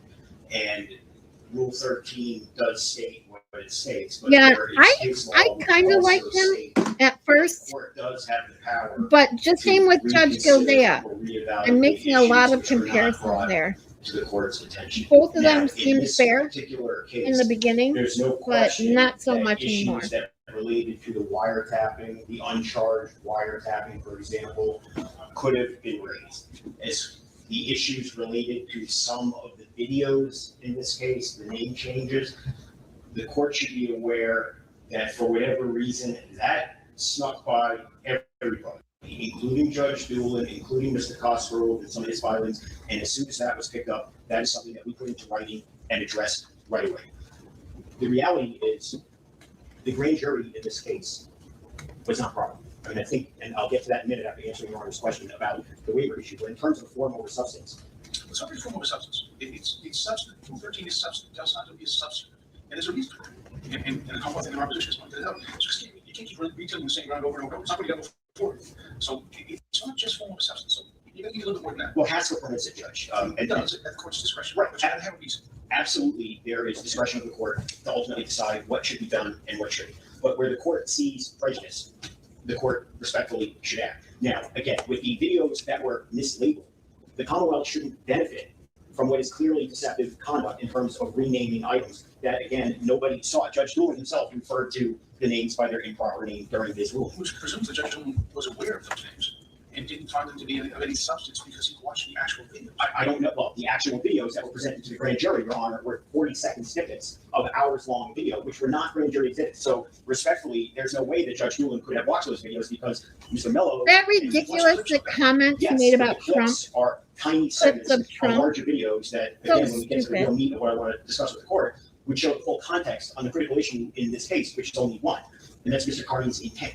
That's the only issue that was really before the grand jury, and none of that was seen in Judge Doolin's opinion because none of that was before. It wasn't raised. Well, it wasn't raised, but it wasn't known by anyone. Now, again, could it have been? Yes, but the court has the discretion. But it was known because Judge Doolin referred to it by the titles that you think are inflammatory. Yes, those are the names that he was provided by the Commonwealth that were changed. Those were the improper names. Names that the Commonwealth knew in advance were not the proper names and were changed. And ultimately, Your Honor, as a matter of discretion, there's no prejudice to the Commonwealth here by having this. I suspect this argument, which is a fair argument to make, is their primary argument because they don't want to talk about what actually occurred in the grand jury. And the fact of the matter is, everybody sees it, everybody knows what it is, and it ought to be addressed. If there's no prejudice to the Commonwealth, the court should hear it. No indictment should be tolerated when it is rife with misleading evidence, distorted evidence, statements of prosecutors and police witnesses saying, in my opinion, it was this man's intent to commit witness intimidation. That's outrageous behavior in front of the grand jury. And when we get down to brass tacks in this case, that's all that this is about. They misled the grand jury on the only issue that matters, which is whether Mr. Carney's intent was to commit witness intimidation or not. The conduct at issue is open and shut. It's the videos, not the videos that were submitted into the grand jury. Those are tiny snippets. The conduct and the context of Mr. Carney's intent are contained in the actual videos. And what you have at this point is very similar to Odell itself. In essence, you have prosecutors cherry picking 30 seconds they like out of a 2-hour video and saying this proves his intent was to intimidate witnesses, but not letting the grand jury have access to the other 2 hours, which show him saying, I want to bring awareness to a miscarriage of justice involving Karen Reed. I'm petitioning the government to address that. I believe that these police officers are corrupt. We're doing this to bring justice for these people. The grand jury having right to that. And the best example of this, Your Honor, to get a full picture of what you're dealing with is all of the picketing counts in this case are from this so-called rolling rally. That entire video, the whole rally was recorded, video recorded by Mr. Carney, literally the crime, if you will.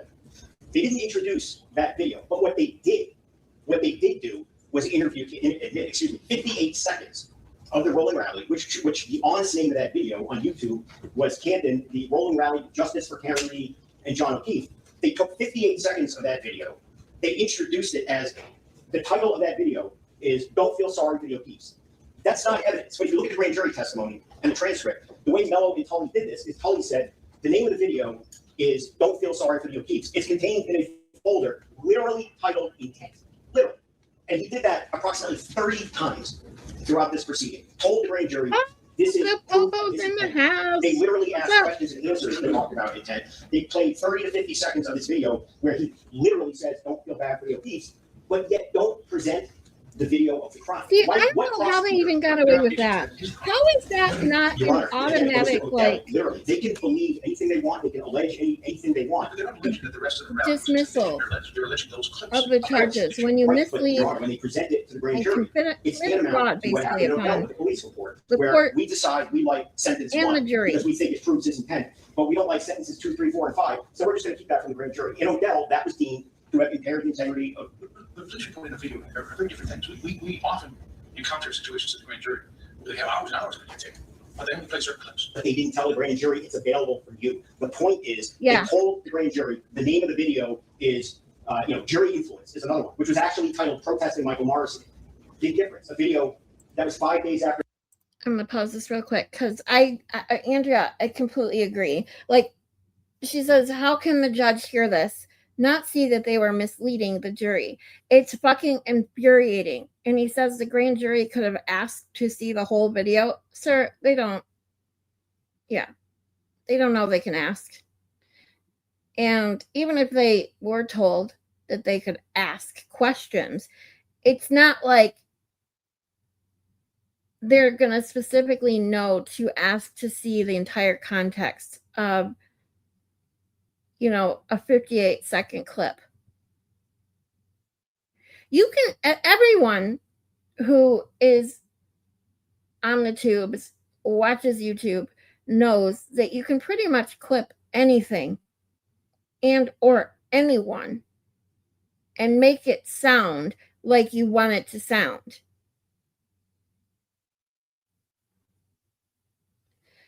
And I don't know if you guys heard me make the statement that I made while I was planning. I didn't pause it. Was his statement, the Trump statement. Well, the news plays clips of Trump all the time. And you can, I think he uses the word infer. I'm not 100% on that, but I think that's what he said. But that's the problem. You can, the Commonwealth made the inference for the jury by constantly using the word intent, witness intimidation, and titling those clips in a way that would bias the jury. It's absolutely infuriating and disgusting behavior that if you have to go so far as to basically, in my opinion, fraudulently present evidence to a grand jury to get an indictment.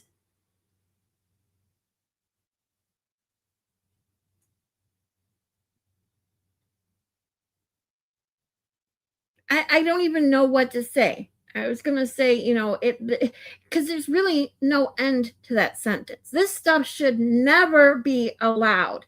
This should never be gotten away with. Ever, ever, ever. And then when someone like Mr. Betterow points out to the judge that using specific evidence like the Scanlon wiretapping evidence that they never even allowed the grand jury to deliberate on because he didn't know about jurisdiction issues. Well, why didn't you fucking check?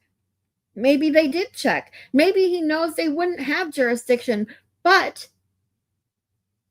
used it for the purpose that they used the clips they did.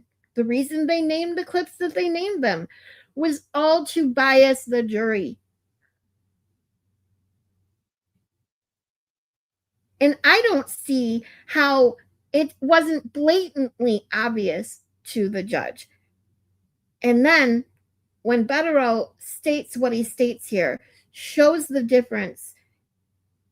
The only difference in evidence was the Scanlon evidence between the two grand juries. And for the judge to say what he says, I don't remember obviously exactly, but saying that, oh, I'm sure that the jury took a lot of other things into account. You don't know that.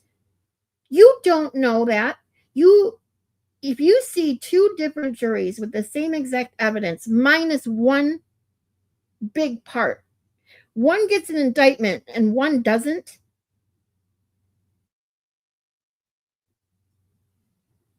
the judge should be able to infer what was the tipping point.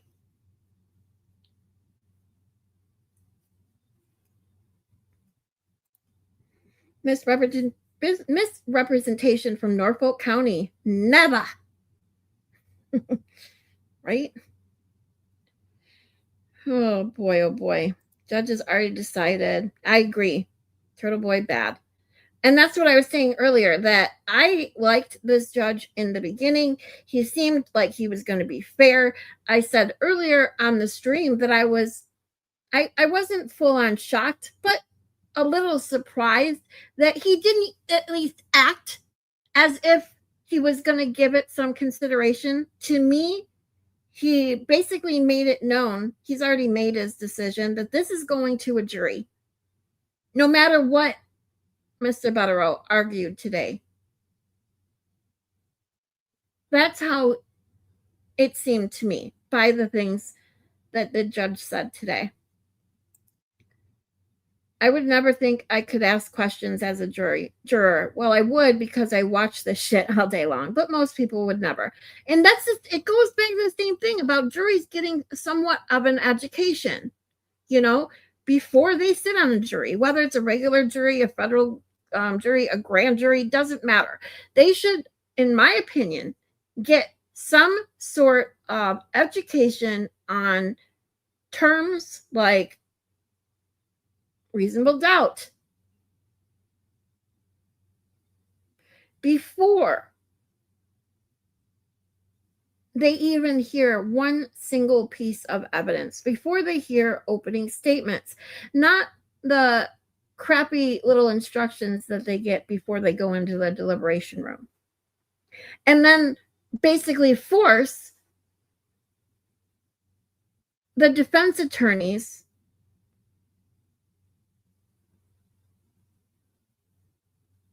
to give a brief, at least a brief education on reasonable doubt in their opening and closing statements, taking away from other things that they could be addressing, especially when the judge gives them ridiculous time limits.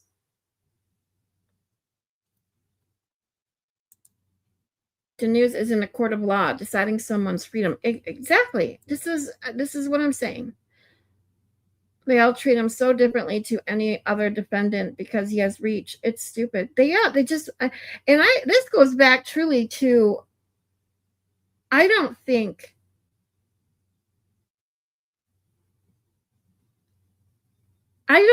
that they truly thought that these charges would go anywhere. I truly believe they did all this when it started to shut him up, to break him, to when they realized that just charging him wasn't going to do it. They wanted to put him in jail. They figured, oh, that won't shut him up. Let's put him in actual jail. He'll shut up. And then got Lindsay Gattani to do what she did, found a reason to arrest him. Remember those emails and statements we saw a long time ago now, stating, why can't we just arrest him? Why can't we just arrest him? Arrest him for what? Oh, yeah, so we really can't arrest him off what we have now, so let's make something up. Because a night in jail, maybe even one night in jail, maybe just getting arrested will get him to shut up. This has all been to shut Aiden up, to break him financially, mentally, physically. The ridiculous statement, this goes back to the ridiculous statements that Cosgrove said. Actually, I'll wait till that comes up because I have my own thoughts about that, but I want to hear it again before I say anything. Hey, Meatball! How are you? Thanks for being here, you guys. All right, here we go. Let's go. If it gets point, let me know. Speaking to the press, which was improper, he gives a 2-hour video and says, I'm trying to bring awareness, trying to do this and do that, and this is in August of 2023, well before trial, and says, absolutely, I want to influence the public and the jury pool, and they did that little snippet. They may have a theory that enables them to say, we believe that's proof of his intent. That's fine. What's not permissible, though, is to rig it in the following way. To say, literally, Your Honor, I can read to you, there's a literal question and answer, which is very important. For example, on December 19th, question from Mello to Tully, before he plays all these videos, which are misnamed, cherry-picked, do you have any knowledge of incidents which you feel are intimidating of a witness with respect to any particular witness? I do. Question, those are on video. Answer, they are. Play those to the grand jury. So now we've just told the grand jury, I think his intent was to intimidate witnesses. Then what Tully does again and again, through direct intentional questioning of Mello, it's not volunteer, is to say that these videos are named inaccurately, and they're in the memo. You've seen on page 62 and 63 of the motion all the times that they did this. They play the snippet, and then when it's over, they tell, or before they do it, they tell the grand jury, these are from a folder marked intent. He didn't do that. So, you have to give the grand jury some credit. The grand jury understands that a defendant is not going to create a folder which says intent. They had to know the prosecution created That's my point, Your right, Honor. but give the grand jury some credit. They understand it. Your Honor, the point is, respectfully, when a police officer tells the grand jury, in my opinion, this man's intent was this. I have a folder with proof of his intent. It came from that folder. I'm going to tell you a false name of the video that I renamed or some third party working with him renamed, whichever the case may be. And then you don't tell the grand jury that this was renamed by us, put in this folder by us. I'm playing you 30 seconds, but I'm not going to give you the rest of the video. And I would refer the court, this case is cited in the. I put on the closed captioning the appeals court. if anyone wanted The it appeals court, or needed it. they cherry-picked a portion of a statement of a defendant, left the full flash drive in front of the grand jury, but never alerted them to the contents of it. And in that case, the appeals court found it impaired the integrity by hiding the ball. Here, You go there. Mr. Better, if you go there, then you got to talk to me about Shaquille Brown, which is the SGC, in which the prosecutor dumped in at least 100 pages of prison records, in which the prosecutor dropped in telephone logs, all of which had never been looked at or never been read. And the SGC said, well, it wasn't so good, but that's okay, because it didn't change the analysis of the evidence, which takes us back. And this is the difficulty. Yes, sir. So now, this is the difficulty that you have. See, this is why Dos Santos does matter, and it is substantive. Okay, this is why Rule 13 is substantive, because you already had a very thoughtful, all right, a bulwark, if you will, for a judge, all right, a very thoughtful judge who examined in detail the entirety of the grand jury, found it to be free from prejudice, and more importantly, found that the evidence was substantial enough to issue an indictment. So that brings us back to the court's analysis of Shaquille Brown, which I'll give you the side if you like. I have. 490, 171. I'm very familiar with that case. All right. In that case, the court finds clearly they shouldn't have done any of those things, but finds it didn't impair the integrity of the grand jury, which this is why Dos Santos is substantive, because Judge Julian's already made that determination. So you got to get around that. I'm happy to, Your Honor. The difference with Shaquille Brown and Judge Doolin's decision and why it matters here is context is everything in terms of his intent. Oh, he is. But in Brown, you're trying to show joint venture, and they dumped in prison records and they haven't even read. Judge, I'm bringing it to this case, okay? But this is the SGC telling us. I understand that, but the facts here matter and the context matters. And just because the prosecution has, a one sentence explanation of what they say and the grand jury ultimately determined was proof of intent after they were told what his intent was by the prosecutor, by all the reasons that we spoke about earlier, context is everything. If there is a long statement that is talking about protesting and bringing awareness and making jokes and all kinds of things, and there's a comment in there that I like that comment, just give the grand jury the whole thing. The role of the grand jury is fact finder. The problem in this case is that Mello and Tully decided to be prosecutor, detective, and fact finder. Grand jury's not fact finder. Grand jury's more of a gatekeeper. But go on. But they have to judge respectfully. I can't believe you called the grand jury a And in this case, they literally gatekeeper. did, but they were misled, and context matters. A grand jury is entitled not to everything in the world. It's clearly not a trial jury. We all understand that. But when you do it, you have to do it fairly.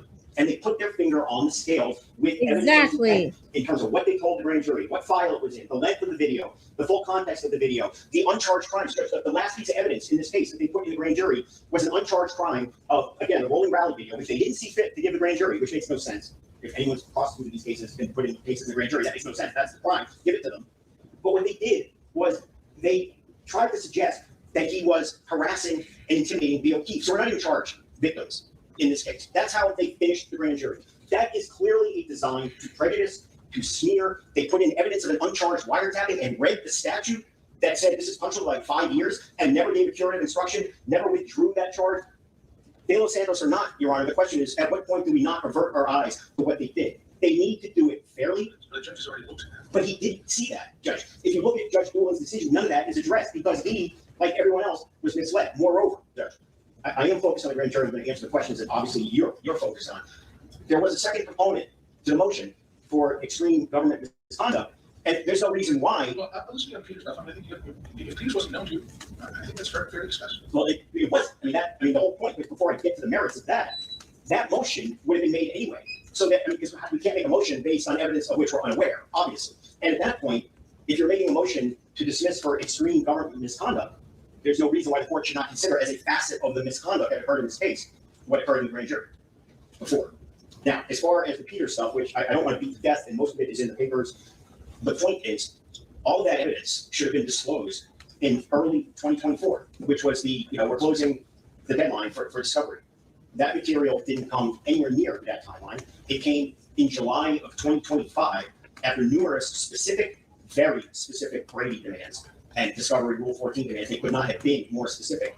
Somebody understand, what is the basis that you you're asking me to dismiss discovery violations or for the substantive violations? Well, it's for everything. On the second component of the motion, the indictments ought to be dismissed based on the impairment of the integrity of the grand jury proceeding, full stop. As far as the second component, based upon the lack of discovery, that prejudiced us from filing a full-throated motion the first time. The court should consider that in even hearing the grand jury component of it. But in any event, if the court is wondering why discovery was ordered to be completed in early 2024, and all these demands were made before, during, and after that time period, and stuff that is responsive is showing up in July of 2025, that we turn out to learn was in the possession of every single prosecutor on these cases in December of 2024, which is before the motion was filed in front of Judge Doolin. What is going on? I consider these to be two separate categories. That's why I started with the issue of pleaders maybe something which is outside Rule 13 of the Del Santos analysis. So I'll give you an open field to discuss that. Okay. Excuse me. The evidence that exists or no longer exists from the third party that the court mentioned is extremely prejudicial to the defense. There is a strong argument that could be put forward if there were to be a trial on this case that this investigation was biased, it was shoddy, and that involves any number of things, one of which includes, from our perspective, which is a shockingly close relationship between a private civilian, Peter, who you mentioned, who has a hatred of Mr. Carney that is beyond adjectives that I can even provide this court with.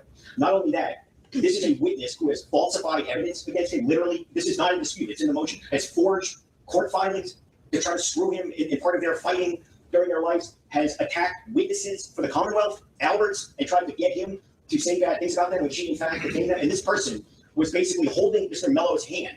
These are the messages that we got, amongst other things, telling him what to do. And when we got that affidavit from Tully, oh, well, I didn't open or click on any of these links. That's a problem for one reason, because they were in their possession, custody, and control. You know, I would have been turned over. And what was contained, we don't know. But you know, there has to be a reasonable basis to believe there might be something useful. And the reasonable basis you have is that the person who provided it to Tully that he claims he never opened has committed forgery, fraud, deception, and crimes against him. She's a dishonest person who is working hand in hand with prosecutors in this case. Now, Tully says, I never opened it, and now the links are gone, and we were told in filings, you know, it's been dismissed, it's been deleted by a third party, which presumably is Peter, and what are we supposed to do in now finding the evidence to support that defense? Just assume it's nothing helpful? Why would we assume that when this woman is bent on destroying him in PS4?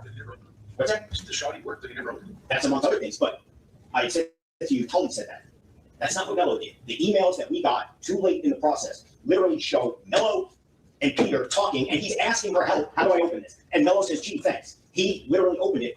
Opened what? Where is it? Tully says, I never opened it. It's deleted. Mello, very noticeably, never submitted. In all the time the prosecution had to respond to the motion, and if the court remembers, they got many graces and deadline extensions to file, never submitted a sworn statement explaining any of this. What we got instead was a hearsay statement where Mr. Cosgrove, and I say this with due respect to Mr. Cosgrove, what was essentially cosplaying as Mello, saying, you know, this is what it would be.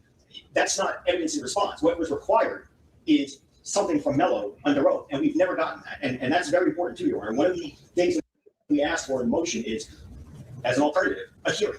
Okay, if this was intentional, the court should factor that in. Now, how can the court make a finding whether this was intentional or not without hearing from Mello, Tully, Peter, anyone else who may or may not be involved in this?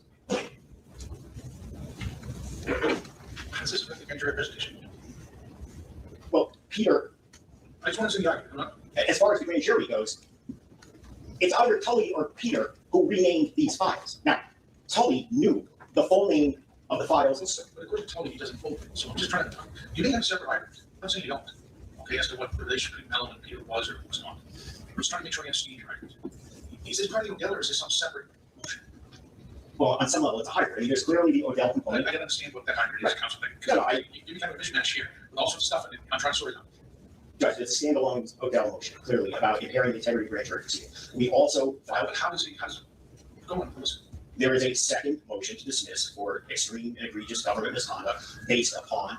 I teach people to a separate motion to dismiss based on 2 filings. No, Judge, it's a second motion.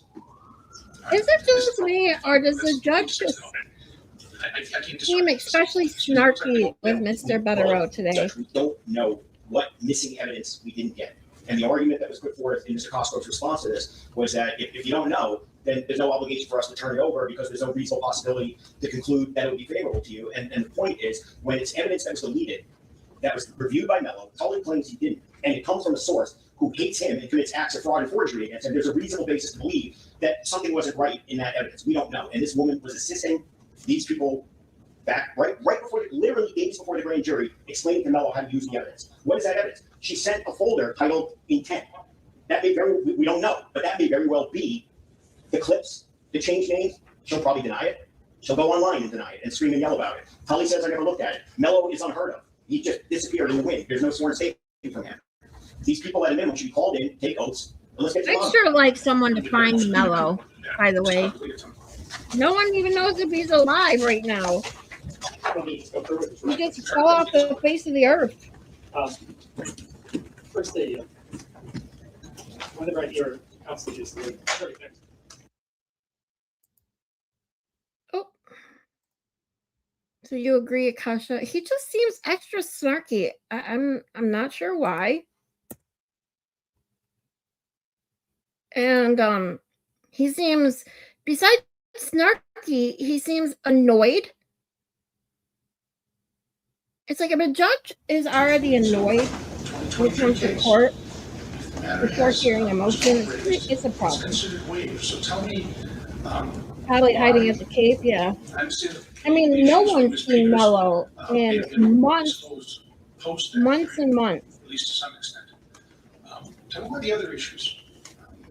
What you've done to Del Santos and Rule 13. Was there another issue you wanted to focus on? No, that's to start. Then we'll get to the substance of it. Thank you, Your Honor.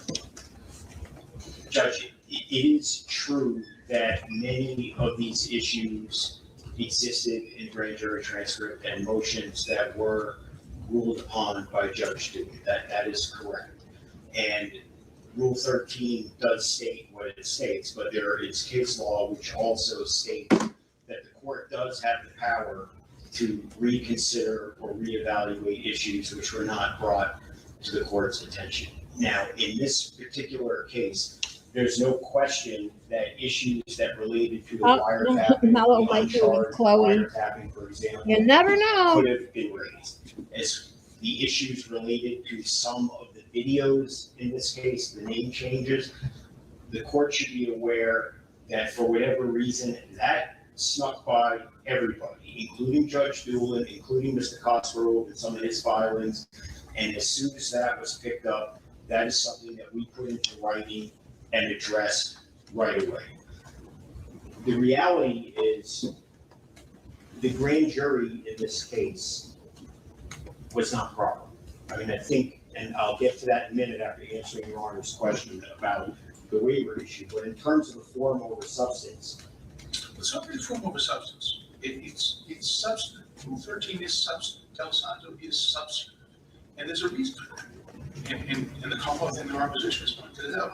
It's because you can't keep retelling the same ground over and over and over. It's not going to get go forward. So it's not just form over substance. So you got to give me a little bit more than that. Well, Haskell permits it, Judge. It does at the court's discretion. Right. But you got to have a reason.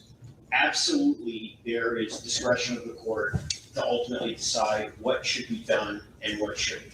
But where the court sees prejudice, the court respectfully should act. Now, again, with the videos that were mislabeled, the Commonwealth shouldn't benefit from what is clearly deceptive conduct in terms of renaming items that, again, nobody saw. Judge Doolin himself referred to the names by their improper name during this ruling. Which presumes that Judge Doolin was aware of those names and didn't find them to be of any substance because he watched the actual videos. I don't know. Well, the actual videos that were presented to the grand jury, Your Honor, were 40-second snippets of hours-long video, which were not grand jury exhibits. So respectfully, there's no way that Judge Doolin could have watched those videos because Mr. Mello and you watched the clips, no doubt. Yes, but the clips are tiny segments of larger videos that, again, when we get to the real meat of what I want to discuss with the court, would show the full context on the critical issue in this case, which is only one, and that's Mr. Carney's intent. That's the only issue that was really before the grand jury, and none of that was seen in Judge Doolin's opinion because none of that was before. It wasn't raised. Well, it wasn't raised, but it wasn't known by anyone. Now, again, could it have been? Yes, but the court has the discretion. But it was known because Judge Doom referred to it by the titles that you think are inflammatory. Yes, those are the names that he was provided by the Commonwealth that were changed. Those were the improper names. Names that the Commonwealth knew in advance were not the proper names and were changed. And ultimately, Your Honor, as a matter of discretion, there's no prejudice to the Commonwealth here by having this. I suspect this argument, which is a fair argument to make, is their primary argument because they don't want to talk about what actually occurred in the grand jury. And the fact of the matter is, everybody sees it, everybody knows what it is, and it ought to be addressed. If there's no prejudice to the Commonwealth, the court should hear it. No indictment should be tolerated when it is rife with misleading evidence, distorted evidence, statements of prosecutors and police witnesses saying, in my opinion, it was this man's intent to commit witness intimidation. That's outrageous behavior in front of a grand jury. And when you get down to brass tacks in this case, that's all that this is about. They misled the grand jury on the only issue that matters, which is whether Mr. Carney's intent was to commit witness intimidation or not. The conduct at issue is open and shut. It's the videos, not the videos that were submitted into the grand jury. Those are tiny snippets. The conduct and the context of Mr. Carney's intent are contained in the actual videos. And what you have at this point is very similar to Odell itself. In essence, you have prosecutors cherry picking 30 seconds they like out of a 2-hour video and saying this proves his intent was to intimidate witnesses, but not letting the grand jury have access to the other 2 hours, which show him saying, I want to bring awareness to a miscarriage of justice involving Karen Reed. I'm petitioning the government to address that. I believe that these police officers are corrupt. We're doing this to bring justice for these people. The grand jury had a right to that. And the best example of this, Your Honor, to get a full picture of what you're dealing with is all of the picketing counts in this case are from this so-called rolling rally. That entire video, the whole rally was recorded, video recorded by Mr. Carney, literally the crime, if you will. They didn't introduce that video, but what they did do was admit 58 seconds of the rolling rally, which the honest name of that video on YouTube was Camden, the rolling rally, Justice for Karen Reed and John O'Keefe. They took 58 seconds of that video. They introduced it as the title of that video is Don't Feel Sorry for the O'Keefes. That's not evidence, but if you look at the grand jury testimony and the transcript, the way Mello and Tully did this is Tully said, the name of the video is Don't Feel Sorry for the O'Keefes. It's contained in a folder literally titled Intent. Literally. And he did that approximately 30 times throughout this proceeding. Told the grand jury, this is proof of his intent. They literally asked questions and answers that talked about intent. They played 30 to 50 seconds of this video where he literally says, don't feel bad for the O'Keefes, but yet don't present the video of the crime. Why? What prosecutor? But their allegation is that he's the crime. Your Honor, again, it goes to Odell, literally. They can believe anything they want. They can allege anything they want. But they're not alleging that the rest of the rally was intimidation. They're alleging those clips. Of course. Right, but Your Honor, when they present it to the grand jury, it's tantamount to what happened in Odell with the police report, where we decide we like sentence 1 because we think it proves his intent, but we don't like sentences 2, 3, 4, and 5. So we're just going to keep that from the grand jury. In Odell, that was deemed to have impaired the integrity of. The police report and the video are very different things. We often encounter situations at the grand jury where they have hours and hours of videotape, but they only play certain clips. But they didn't tell the grand jury it's available for you. The point is, they told the grand jury the name of the video is. Jury influence is another one, which was actually titled Protesting Michael Morrissey. big difference. A video that was 5 days after DA Morrissey made a statement to the press, which was improper. He gives a 2-hour video and says, I'm trying to bring awareness, trying to do this and do that. And this is in August of 2023, well before a trial, and says, absolutely, I want to influence the public and the jury pool. And they take that little snippet. They may have a theory that enables them to say, we believe that's proof of his intent. That's fine. What's not permissible, though, is to rig it in the following way, to say, literally, Your Honor, I can read to you, there's a literal question and answer, which is very important.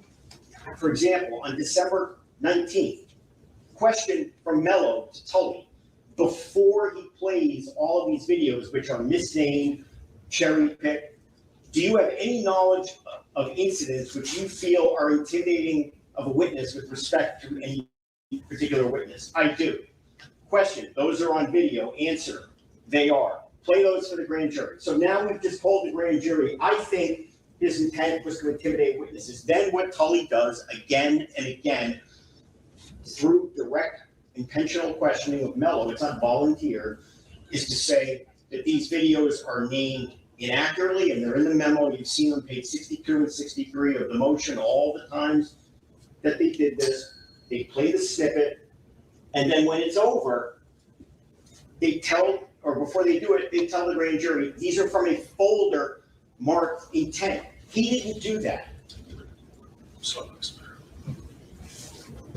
you have to give the grand jury some credit. The grand jury understands that a defendant is not going to create a folder which says intent. This is right here.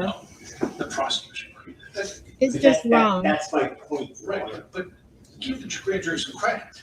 They understand that. They don't understand that. That's the problem.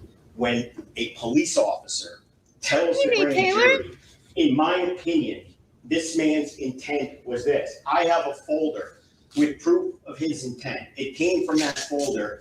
I'm going to tell you a false name of the video that I renamed or some third party working with him renamed, whichever the case may be. And then you don't tell the grand jury that this was renamed by us, put in this folder by us. I'm playing you 30 seconds, but I'm not going to give you the rest of the video. And I would refer the court, this case is cited in the memo of law that went with the motion completely, the appeals court case, not the SJC, the lower appeals court, where they cherry-picked a portion of a statement of a defendant, left the full flash drive in front of the grand jury, but never alerted them to the contents of it. And in that case, the appeals court found it impaired the integrity by hiding the ball. Here, If you're going to go there, Mr. Better, if you're going to go there, then you got to talk to me about Shaquille Brown, which is the SJC, in which the prosecutor dumped in at least Wonderful. of prison records, in which the prosecutor dropped in telephone logs, all of which had never been looked at or never been read. And the SJC said, well, it wasn't so good, but that's okay because it didn't change the analysis of the evidence, which takes us back. And this is the difficulty. yes, sir. So now, this is the difficulty that you have. See, you've already, this is why Del Santos does matter, and it is substantive. Okay. This is why Exactly, 113 Atasha, which substantive. is why Because you already had a very thoughtful, all right? the judge is giving the jury too much credit. A very thoughtful judge who examined in detail the entirety of the grand jury, found it to be free from prejudice, and more importantly, found that the evidence was substantial enough to issue an indictment. So that brings us back to the court's analysis in Shaquille Brown, which I'll give you the side if you like. I have. 490, 171, and I'm very familiar with that case. All right. In that case, the court finds clearly they shouldn't have done any of those things, but finds it didn't impair the integrity of the grand jury, which does, and this is why Del Santo is substantive. Because Judge Doolin's already made that determination. So you gotta get around that. I'm happy to, Your Honor. He The didn't- difference with Shaquille Brown and Judge Doolin's decision and why it matters here is context is everything in terms of his intent. Oh, he is. But in Brown, they're trying to show joint venture, and they dumped in prison records they haven't even read.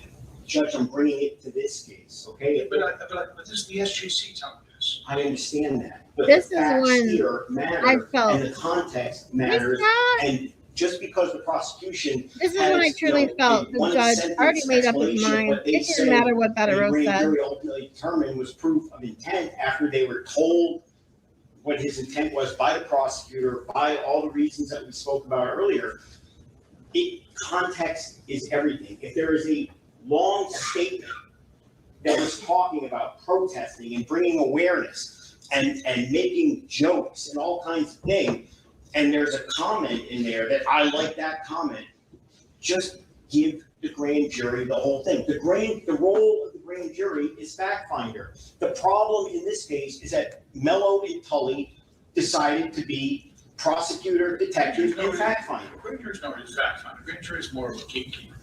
But go on. But they have to judge, respectfully, they're not. They have to find the facts to support an indictment. And in this case, they literally did, but they were misled. Exactly. And context matters. A grand jury is entitled not to everything in the world. It's clearly not a trial jury. We all understand that. But when you do it, you have to do it fairly.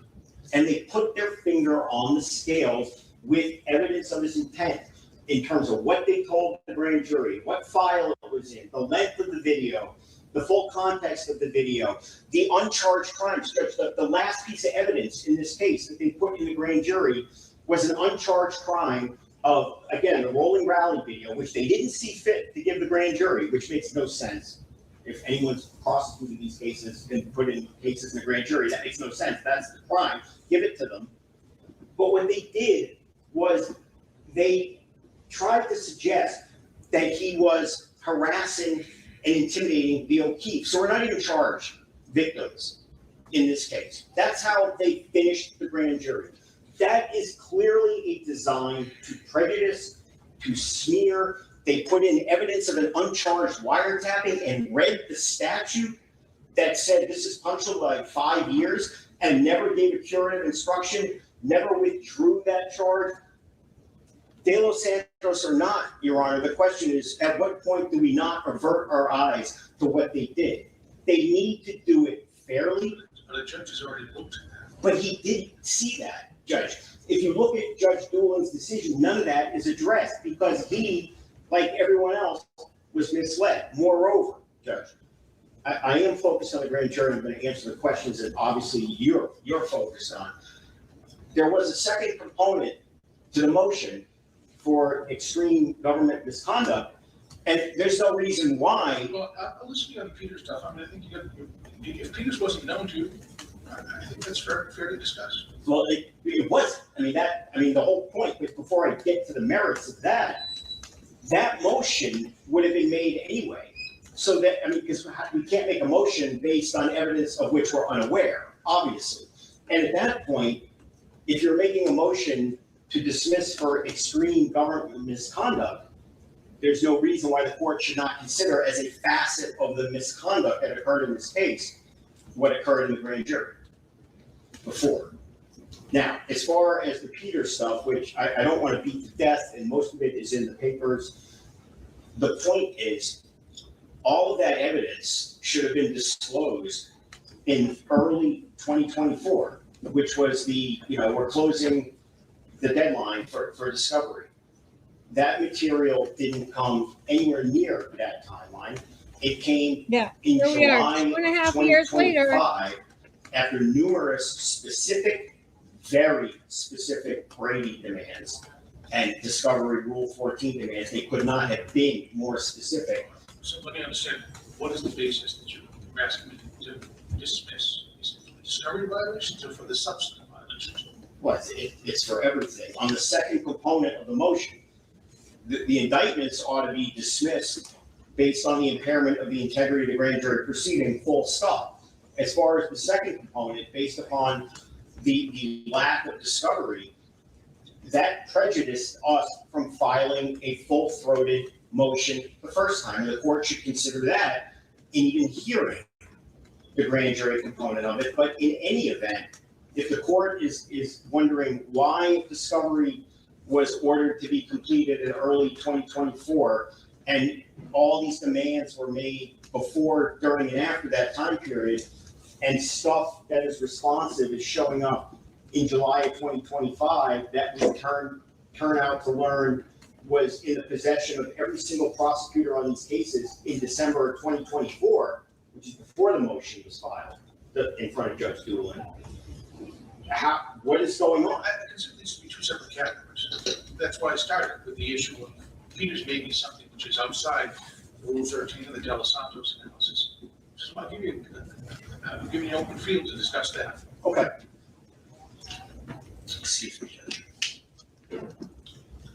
The evidence that exists or no longer exists from the third party that the court mentioned is extremely prejudicial to the defense. There is a strong argument that could be put forth if there were to be a trial in this case that this investigation was biased, it was shoddy, and that involves any number of things, one of which includes, from our perspective, which is a shockingly close relationship between a private civilian, Peter, who you mentioned, who has a hatred of Mr. Carney that is beyond adjectives that I could even provide this court with.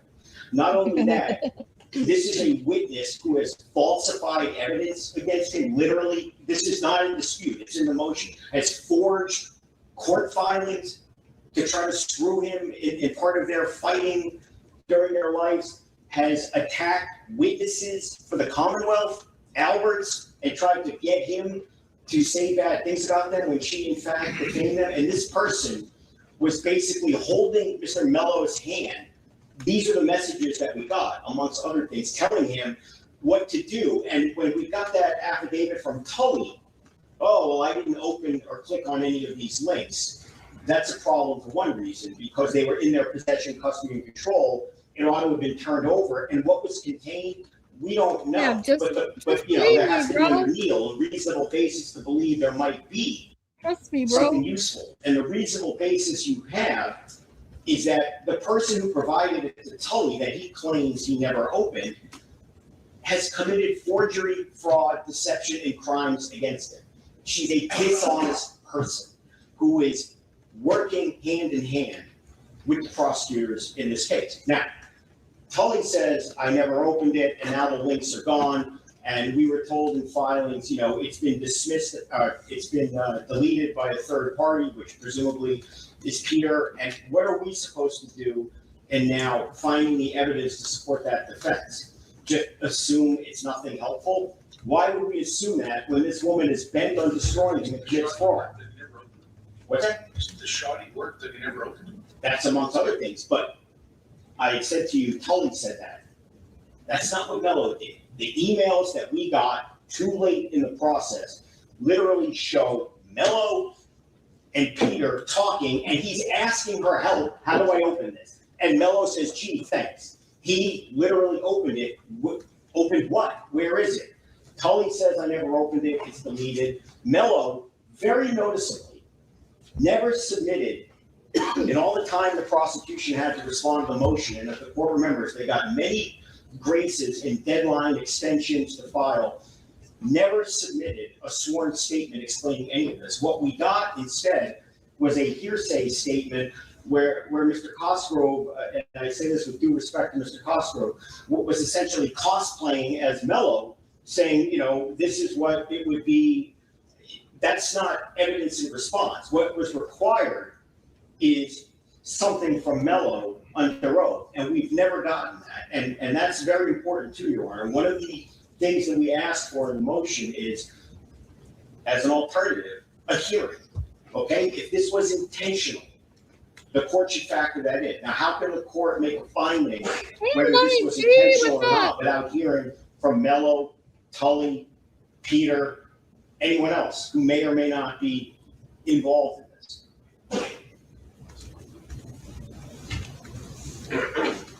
How does this affect the grand jury presentation? Well, Peter, I just want to see the argument. I'm not. as far as the grand jury goes, it's either Tully or Peter who renamed these files. Now, Tully knew What if you the full think that name he hasn't of the even read files. the mega motion?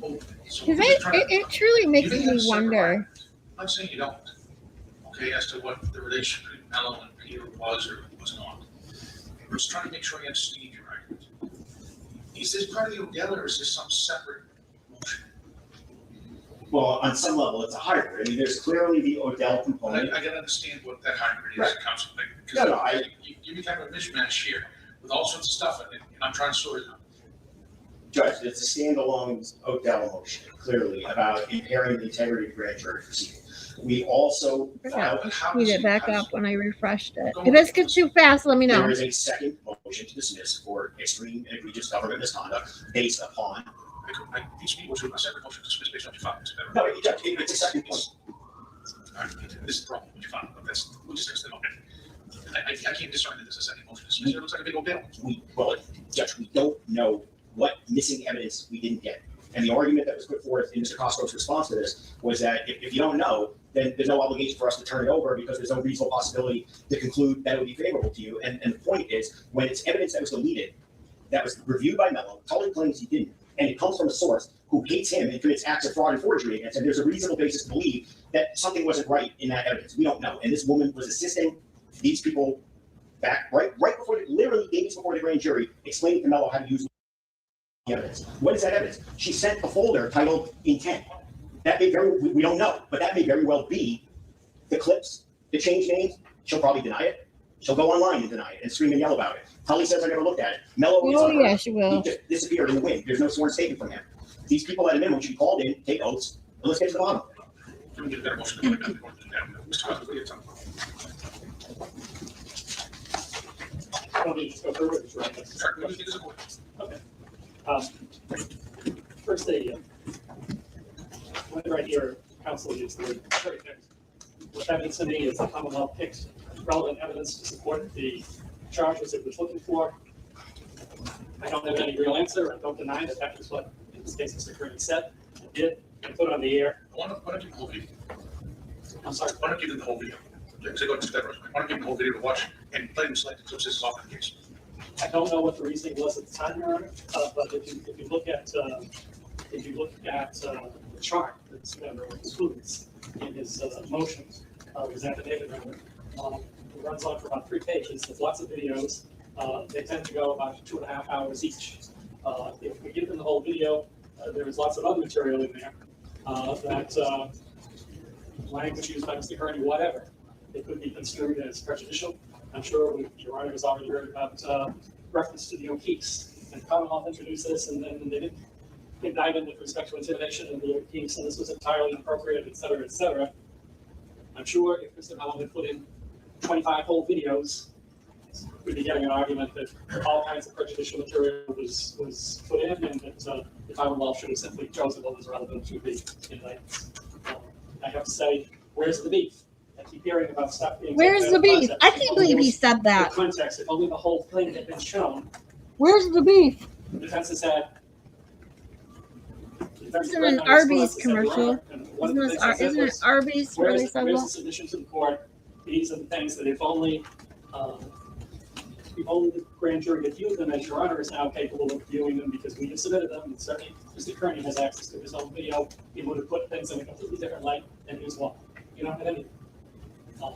There may be some things in the entire videos that,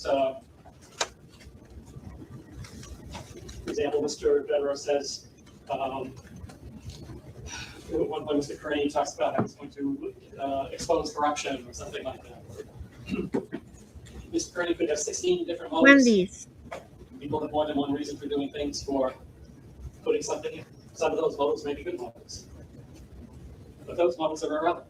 All the Commonwealth has to prove is that one of his motives was to intimidate those witnesses. That's what's relevant.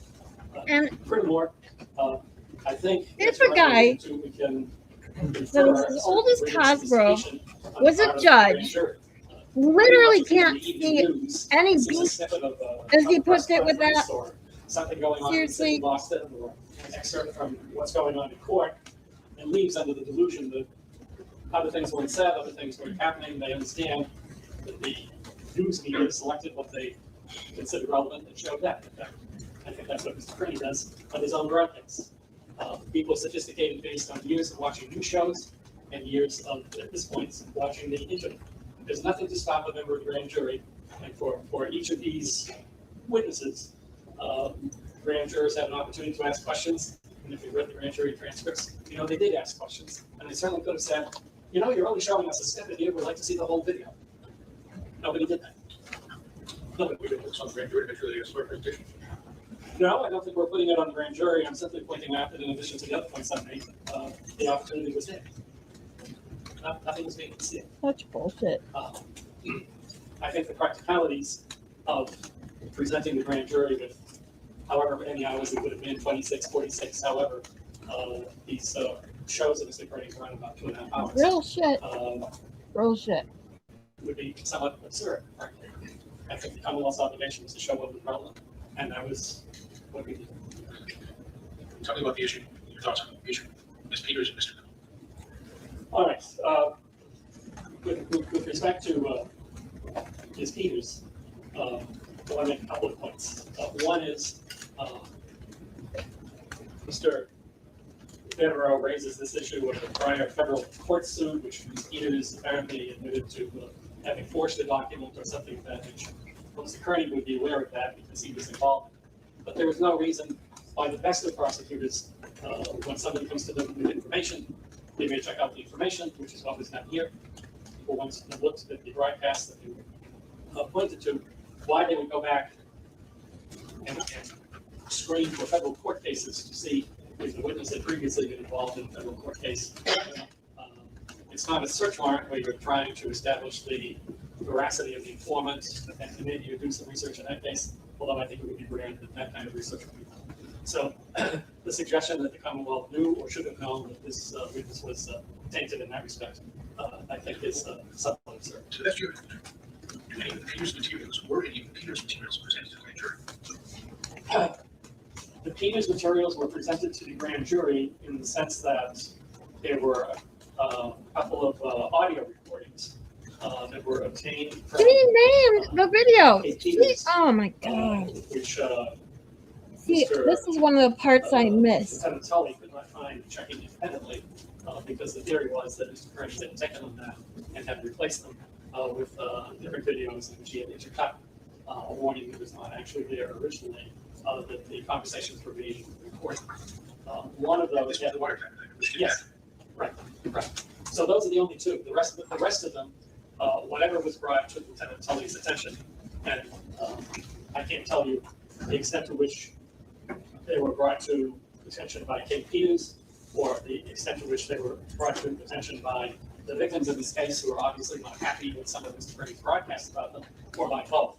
But in every single case, Mr. Tully's representation is that he himself went to the internet, looked up the broadcast, recorded it himself, or caused it to be recorded by somebody in the office. I have to say this predates me, but I have no reason to doubt that representation, and presented them to the grand jury. And I would point out to Your Honor, to this moment, there has been no representation that any portion of the videos the Commonwealth showed, which we presented to the grand jury as things that Mr. Kearney himself had recorded and broadcast, were not genuine. There's only been this argument that, well, they were taken out of context, if they saw something else, the jury may have thought something different. Was the grand jury, I should make notes. The wiretap detectives, know where they were from? We didn't proceed, well, on Or did they not ask for a book? well, on the Gaetani wiretap indictments, those were issued. Yeah, like, it's crusty panties. So that leads us to the Scanlon presentation. And what happened was, after the presentation was made, an issue was raised in the line of an issue was raised with the prosecutor as to whether, in fact, I think it's because crusty panties. Panties has an S on the end, so people just call her Kate Peters and they say her real name, put add an S out of it. So there was some thought that maybe, as I understand it, maybe Mr. Mello would ask the Samar seeking him self-appointed as a special prosecutor for Suffolk County for purposes of seeking and judging it, but it was never pursued. With that in mind, the Norfolk County grand jury just expired the time that they further moved on. So nobody ever went in front of the grand jury and said, this is withdrawn, but at the same time, no true bill was proposed to the grand jury relative to this account. Never asked for a vote. Never asked for. Any more you want to talk? No, I'm content to rest on the memorandum. I'm not sure I have any questions. Mr. Bitter, I'm back to you. So I'm exactly what the basis on Peter's evidence is. Is the loss of those company evidence? I think yes. I don't know if you tell me, because again, most of it is a development card piece work. And it goes on many, many paragraphs. And everybody tells me much about why this is important. So is it a no demo? Or is it a comma versus little loss of its company evidence? I gotta know. We don't know what Peter evidence ended up before the grand jury because nobody seems to have it. What I can tell the court is she provided a copy of a Scanlon alleged illegally wiretap call. Which isn't part of the No, but to get to the point where they just said on the Scanlon evidence, we just never asked for a vote.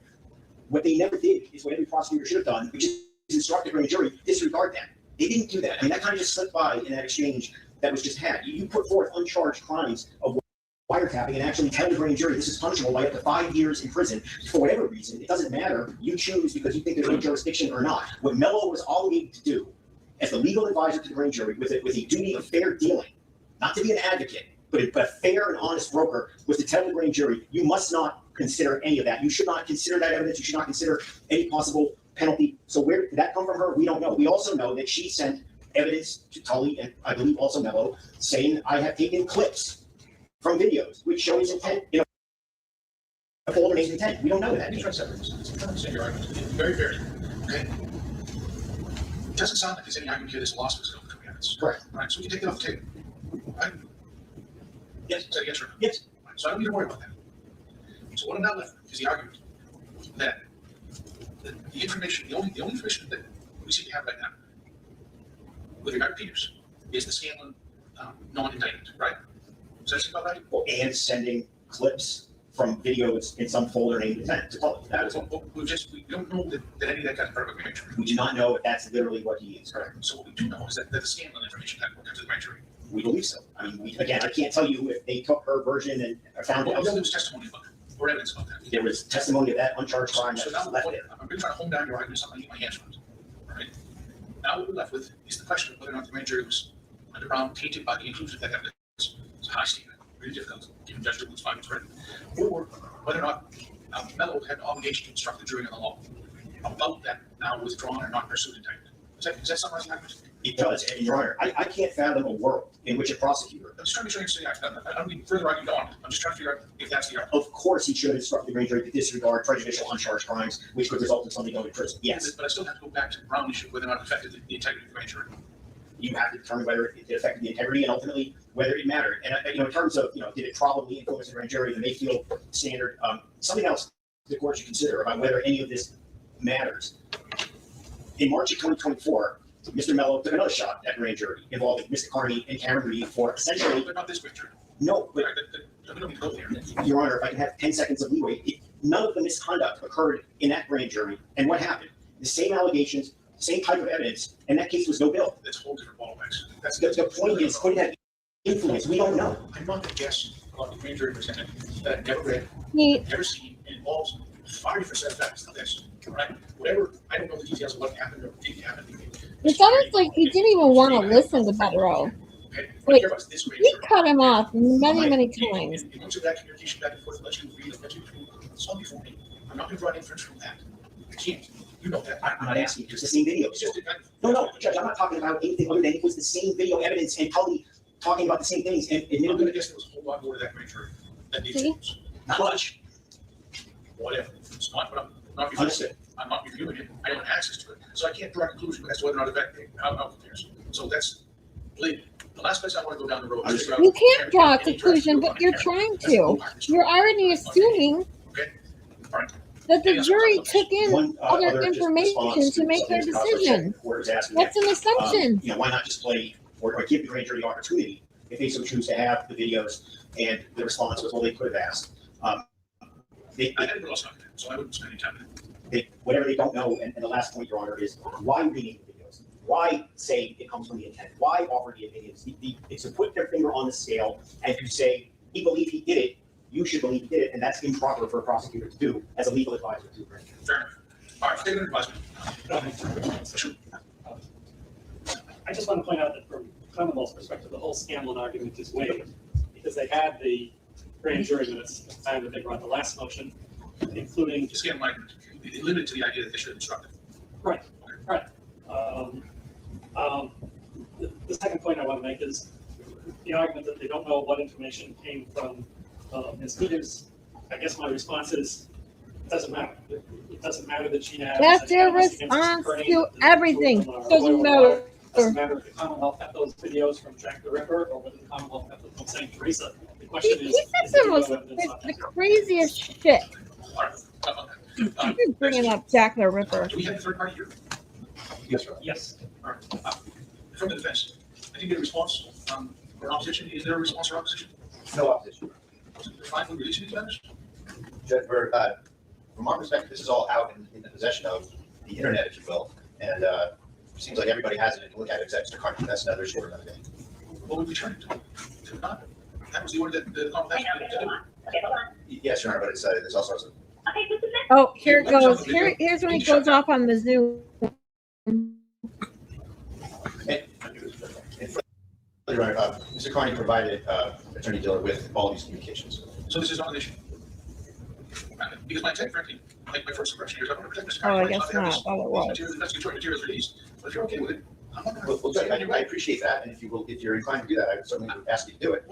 That's why I asked you if you opposed it, and you said no. So But if that's your inclination, Your Honor, any layer of protection would be appreciated. But unfortunately, on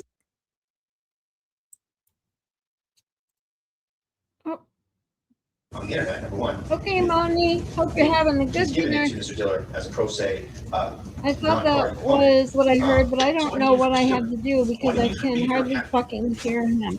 Yeah, I don't know why the judge is so hard to hear. Our case, and also a motion to compel, which was allowed. So I'm entitled to at least compare the two. But he is compared to matters to see whether they are consistent and that it's not and biased. better. I appreciate why just before Judge today? I mean, That's why I'm trying not to talk while they're talking. There's a separate issue, which is we've executed a protective order, and any of the materials that will be provided from this case to us will be protected. There's also been a Gilded order that there's no dissemination or discussion of any of the confidential information, so there will be no leaks of data into the world. In this case, will come to judgment prior to the O'Keefe case. So we ask that we get access to those materials. We know that they are the authentic materials, and we request we'll execute the protective order, as will the other parties who do not object in the O'Keefe matter. We'll all execute the same confidentiality protective order, and we'll use exclusively in that who's the case. position? Yes, sir. Attorney Mark Diller on behalf of the O'Keefe family. Okay. Any further about what you heard, Ms. Yes. And Diller, well, I can't believe Diller showed up and what he said. Providing Mr. Diller with a copy of the same. Well, I got a link from Aiden Carney, but basically, I don't trust the problem that that it is what it's supposed to be. is This judge must protect. is essentially found on Exhibit B to the motion to intervene, which is the order from Judge Sisitsky, which was entered in the Karen Reed case. That motion was Hey, brought by Karen, go! Mr. Burrito. Oh, Acosta, you're driving. Be careful driving. And Mr. Burrito, as I recall, wished to grant with respect to both the Karen Reed case and with respect to this case. Michigan drivers are Judge Sisitsky crazy. announced at the outset that he was only there to deal with the Karen Reed case, wasn't going to touch the Kearney case. But the language of the order prohibits all agents of Commonwealth, which would seem to include me at the moment, Your Honor, from requires us to maintain the confidentiality, which is now essentially non-existent, not share, publish, disseminate, or otherwise disclose the data or any information concerning the data. So I may be partially to blame for this matter being before Your Honor this morning, because my position was, I'm happy to give it to you, but I don't want to get caught between an order on the criminal side telling me that I have to protect this information, not release it, not disclose it, and an order on the civil side saying, turn it over in response to the subpoena. This has already been produced by Mr. Carney on his own.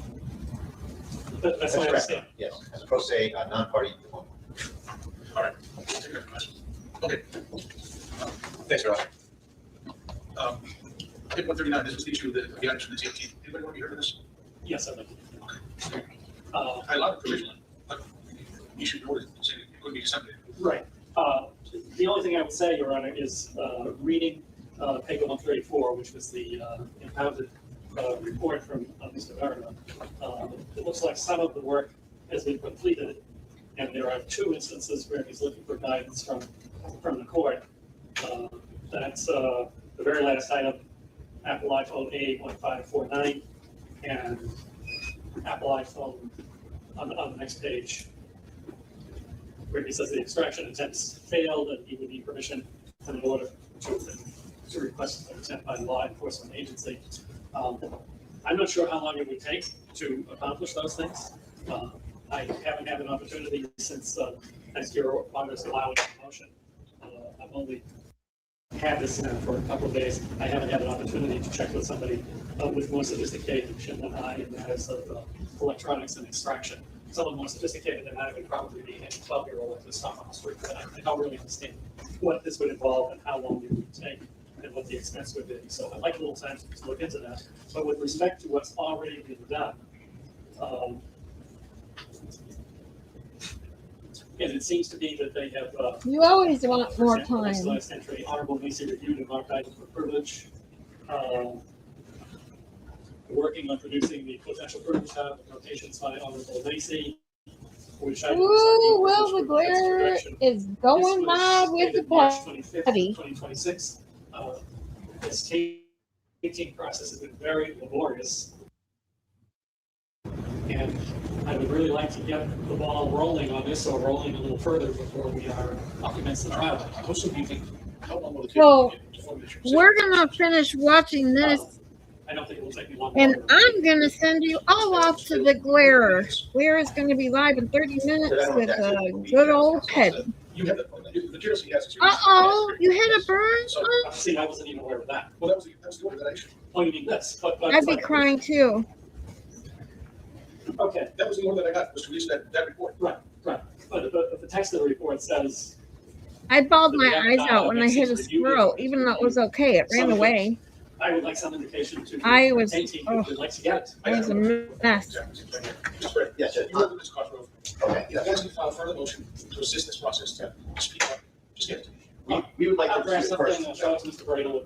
If you guys can work. We'd like to receive it first, though, Your Honor. I appreciate the Commonwealth references in their submission that to the extent that there is a privilege notations in here, we'd like to see it first. Kasha Mitchell asks, how fast are you driving? Report back to me 2 weeks from today. All right? And if you need a further court order to move the ball forward, I assume you guys will come with something to right? Yeah, it'll be. Yes, so I think I propose to council that just like have it for, let's say, a week prior to this. I'll give you 2 weeks to sort this out. All right, appreciate it. I suspect you don't easily interfere with this. If you guys, I would say. like Aaron just joined me, I don't know if you were listening prior to being in the chat. I did have specially appointed prosecutor Robert Cosgrove on when I first started, was able to ask him some questions of my own, and then had a nice chat with CossyG and Zach for a little while. The chat had some more personal questions for Mr. Cosgrove. And then we decided to watch this because I missed a few parts, and a few people in the chat said they were willing to watch it again with me. So it's just so infuriating. And this judge, I know at least one of you agreed with me that I at least liked this judge a little bit prior to specifically this court date, honestly. He seemed fair. He at least didn't seem outwardly biased until today. Same with Judge Gildea on the Karen Reed case, where I liked that judge. He seemed to keep the lawyers, especially, the House defendants' lawyers, from, doing shady shit. Especially when Diller wanted to put down Rosenberg and the defense team. It's just bullshit. He seemed to be a no-nonsense judge.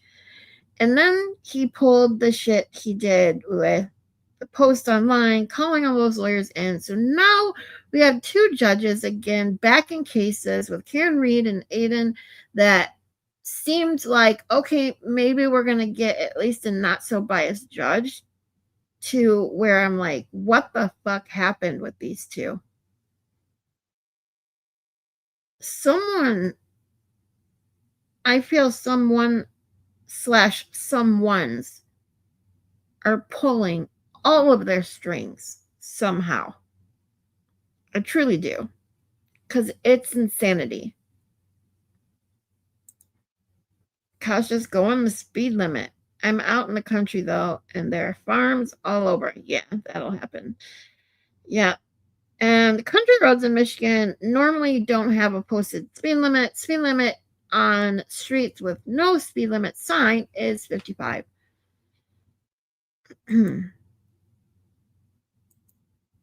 Yeah. I think the judges get sick of all this. I agree to a point. I truly do. Where, especially if you watch Judge Doolin, he's one I think it's very annoyed and bored and sick of all this crap. However, these people are judges. All of them, these especially Gildea and this Belazos, have been judges for a while. I'm sure that this isn't their first and only higher profile case.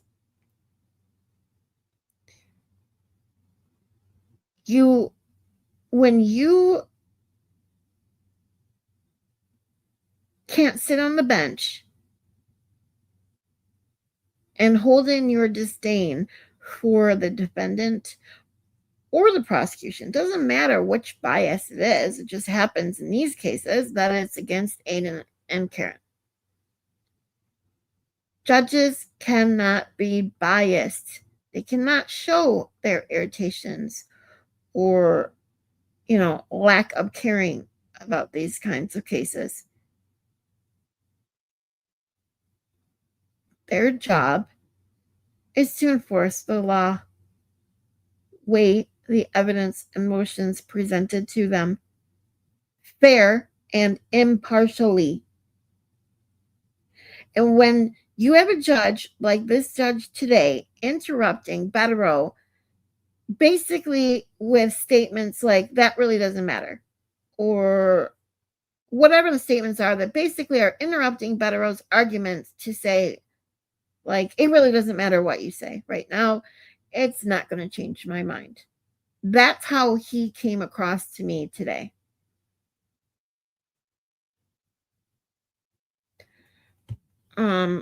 We have 13 minutes left, so let's get through this. Right? And they are getting paid well, I'm sure. Oh, yeah. Oh, I'm sure they're getting paid. I mean, and then you got, Mr. Cosgrove, triple, quadruple, dipping, whatever he's doing the absolute bare minimum and getting paid a shitload of money to do it. It's fucking ridiculous.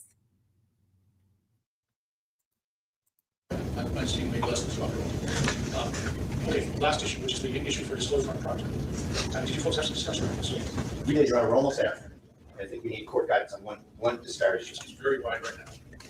Far too wide. I think I know where you can go. I think we're not gonna make you go through the labor of looking at our stuff. All right, tell you what. 2 weeks to give a report on wasting on that. All right, if you guys can reach agreement, do that. That's fantastic. All right, we're gonna close the Zoom now.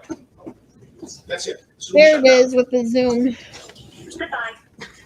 Goodbye. The only issue we're disparate on is the scope of the protective order relative to what Mr. Carney can be shown and not shown. And we were proposing that it would be just case-related materials from proper extraction. We'd be entitled to show him, not provide copies, to show him case-related materials. And I think counsel has a little more of a specific issue. I think that's the only issue we're disparate on. If you guys have an agreement, you want to work it out, that's fantastic. If you still need more time to have this discussion, you want to come see me, you guys do, we can do that. If you guys have, again, you guys reach an agreement, I'm not going to stand in the way. If you need further clarification, He just sounds extremely irritated. Like, get the fuck out of my courtroom. I don't want to deal with this. That's not how a judge should be. You should not be able to act like that.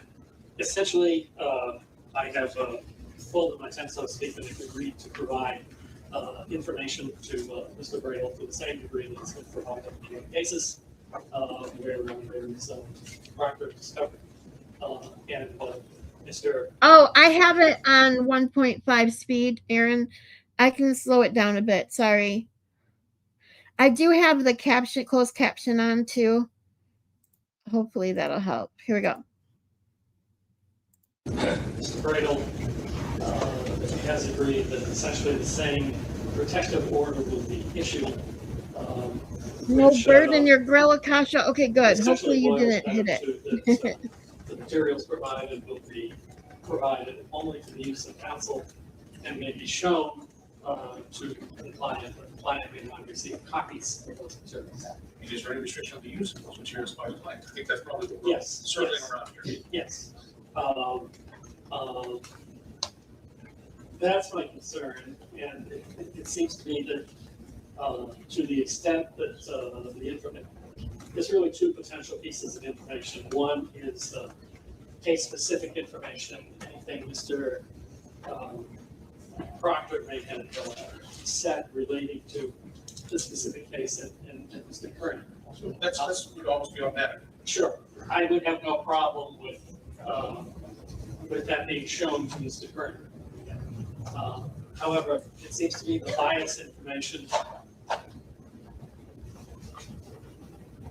which is, as I understand it, a pretty standard, it's really the same for all defendants. The stuff going back, whatever the comments that Mr. Proctor made about this person or that person that potentially could be used to impeach him if he is called as a witness and show bias, that have nothing to do with Mr. Kearney in particular. That's a reasonable prosecutor.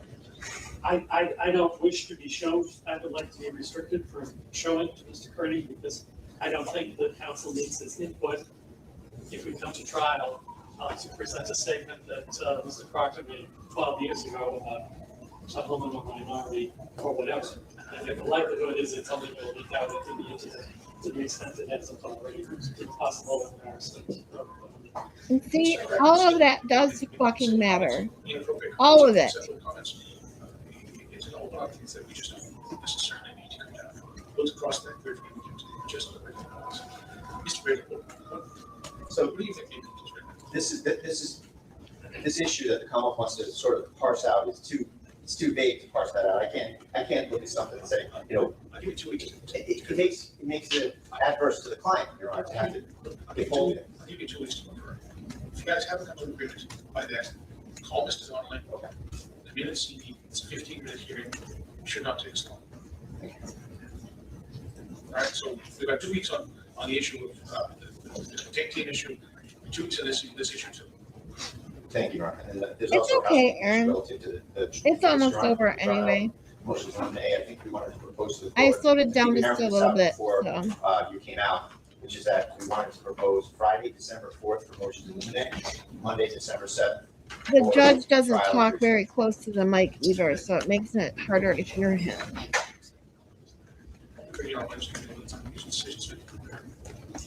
So I have another concern, Your Honor. I don't know that we need to resolve it today, but I want to put it on a court's radar, which is, this is a Norfolk County case. Where is this trial going to be held? Well, I'm here right now. Let's put it this way. Wherever it happens, we go for contracts. Okay? That should satisfy any constitutional concerns. I think that logistically, Plymouth Superior Court would be an excellent location. The logistics, where it happens, is going to be discussion, which they have to have with their folks who are involved there. I appreciate that. I just wanted to put it out. Is it fair to say, Judge, that you'll know maybe in September when the next rotation comes through? We'll have I'm in this room until the end of December. Oh, okay. So I'm assigned to Southern County. So you're So January of 2027. So the assumption is going to be with me, and the assumption is going to be in this role. We're going to have to make arrangements because this is an overtime case. And I don't know how they are going to expect jurors to come from Norfolk County to Suffolk County, downtown Boston, pay the parking, with all the problems I've heard that they deal with down in the parking down there. I don't get it. Why can't this judge just go to Norfolk County for this case? Recall, I don't think I've lost my memories to this extent yet. No motion to suppress with respect to the devices that were seized from Mr. Kearney pursuant to warrant. Some of them may not be usable, but we have at least the two cell phones, which the search was conducted, and the fruits of that have been turned over to the defense. Defense has the motions. I don't want to get to a week before the day of the trial and be told that Your Honor needs to hear a motion to suppress. You're right into the cell phone, you can use. Oh, yes. Let's need to have a discussion about this. Well, I'm sure we will have a discussion about it in this ability. I'm just concerned about. Maybe an eliminate issue, Judge. We don't see any suppression issue. All right, so there's no motion to suppress, we'll deal with it as a motion to eliminate. That's where we were going, Judge. That's fine. Here's what I suggest, folks. Someone, like Material Short tells me I'm gonna get a lot of motions to eliminate. So maybe we should go back another week on the motions. Or at least take it to November the 30th, which is Monday, we'll bring in the afternoon and deal with that. That gives us a full week to get decisions out and adjustments you need, your trial strategy. Judge, can you go? Can I just confer 1 second?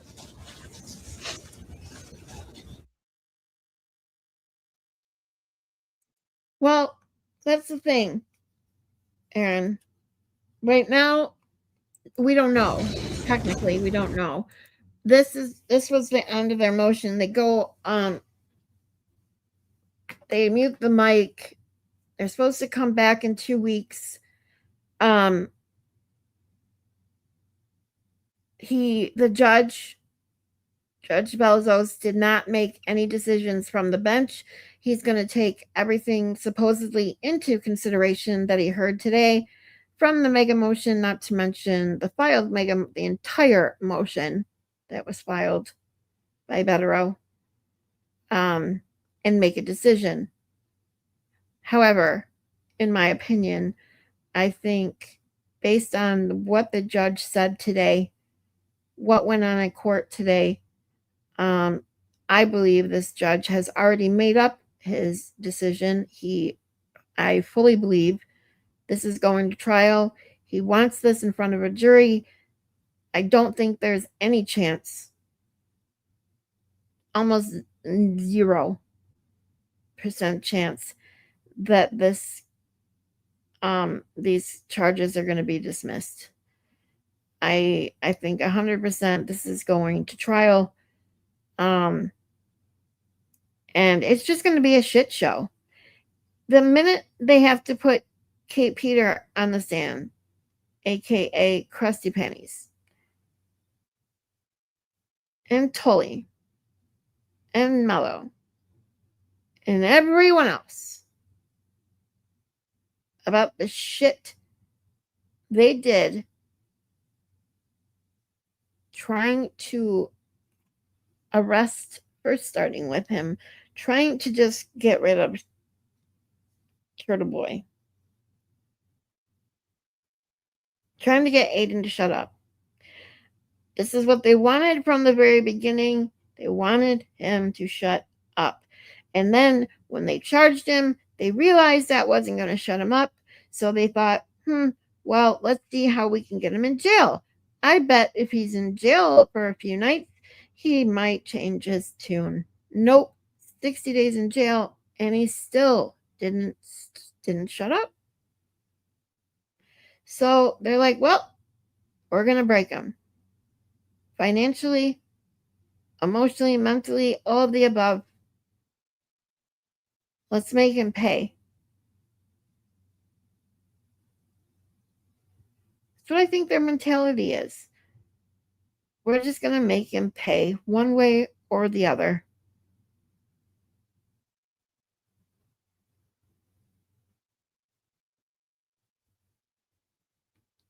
It's insane. Oh, you're welcome, Aaron. Yeah, shit show. Yep, 100%. But a moneymaker. And that's it. Like, the amount of tax. And that's the thing. This is why one of the biggest reasons, besides, having to worry about corrupt cops and being charged with crimes you didn't commit and possibly going to jail for them if you can't afford a good lawyer, is the amount of taxpayer money that has gone to this bullshit, that is going to this bullshit, that is paying specially appointed prosecutor Robert Cosgrove the amount of money that he is being paid to do nothing. He's done nothing. He doesn't even file motions. He doesn't do them on time, let alone some of them at all. He doesn't do anything. He comes to court completely unprepared, doesn't argue anything of substance, and yet somehow still manages to get this case to keep going. Doesn't get kicked off the case when he's clearly biased, clearly in bed with the Norfolk County's district attorney's office.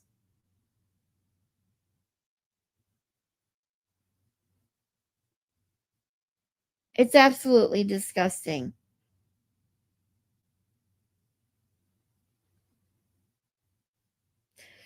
Anyways, this is yeah, they don't care. Yep. You can tell they're not used to being defied. Yeah, that's for sure. They hey Shane, how are you? Yeah, they're used to being able to throw their weight around and get people to do what they want.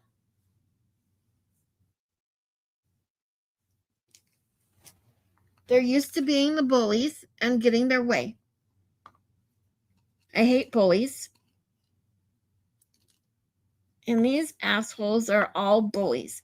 Expect to have things their way, and that's it. And then if you aren't going to play ball, we're going to make your life a fucking hell. And that's what they're doing to Aiden right now.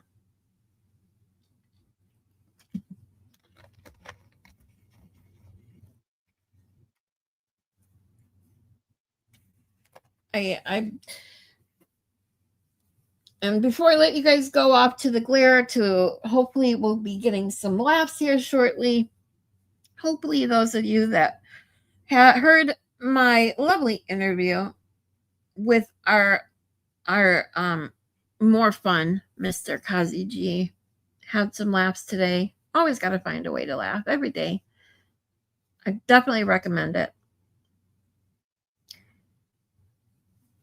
Because this kind of shit is definitely infuriating, can make you extremely angry, frustrated, sad, mad, all of the above.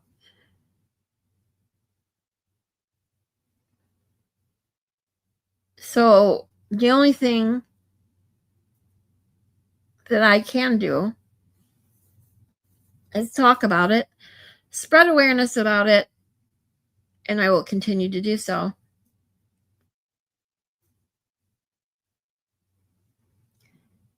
And that goes also to me learning about the Richard Allen case, which I have been doing a full-on deep dive into a case.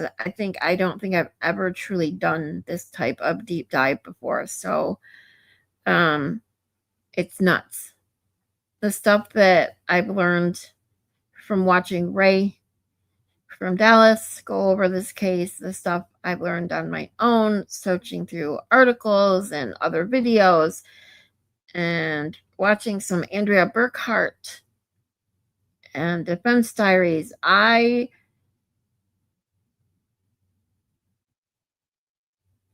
day that I learn more and more stuff about the Richard Allen case and what happened there, and specifically what happened, what they did to him prior to him even being convicted.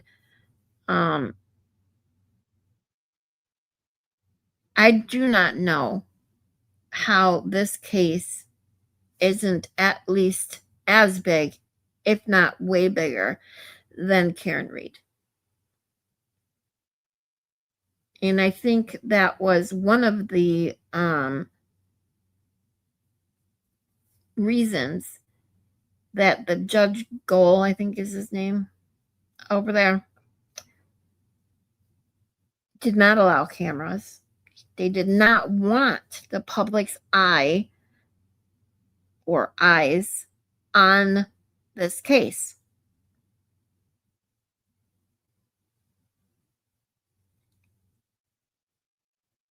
And Ray from Dallas has been doing some amazing work going over all of the info, going over interviews, body cams, all of the above. Videos from Andrea Burkhart, Defense Diaries.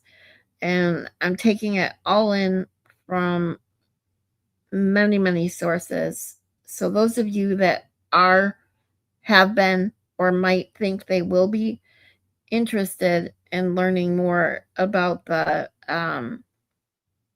Richard Allen case, stick with me in the next week or so, because I'm going to dive into it a little bit.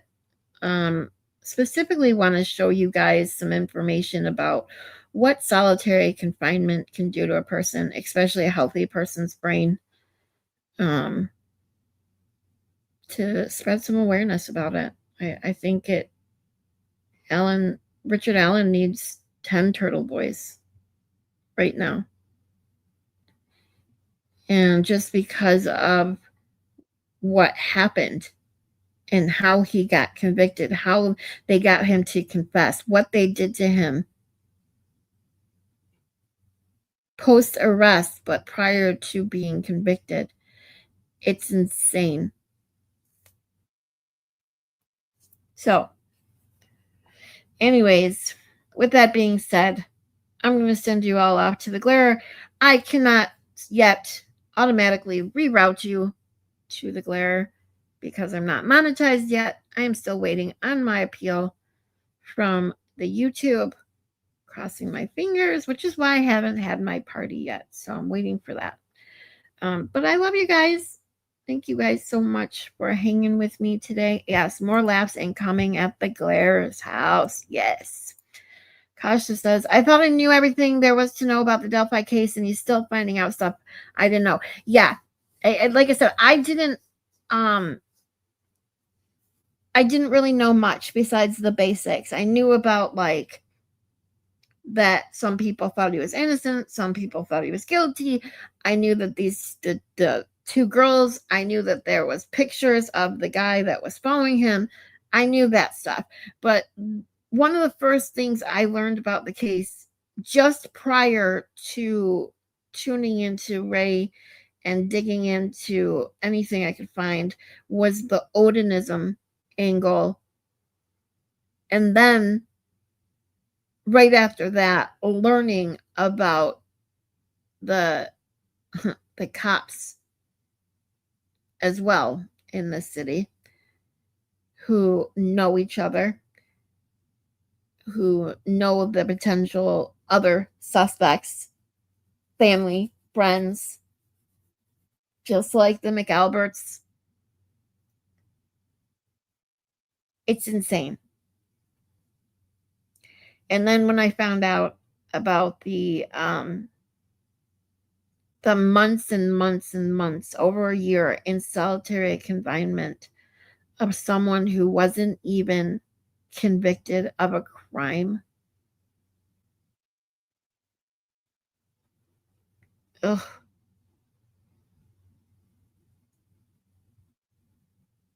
It's just disgusting. You can't understand Ray? Well, he does have a bit of an accent on the way he talks. But if you're interested, I am, because I'm up at night. Ray's up, been doing a lot of his shows overnight. If you're ever listening to him and I'm in there, I can help you decipher. However, I also am really digging into this case, and I've had a few people express interest in learning more about it with me.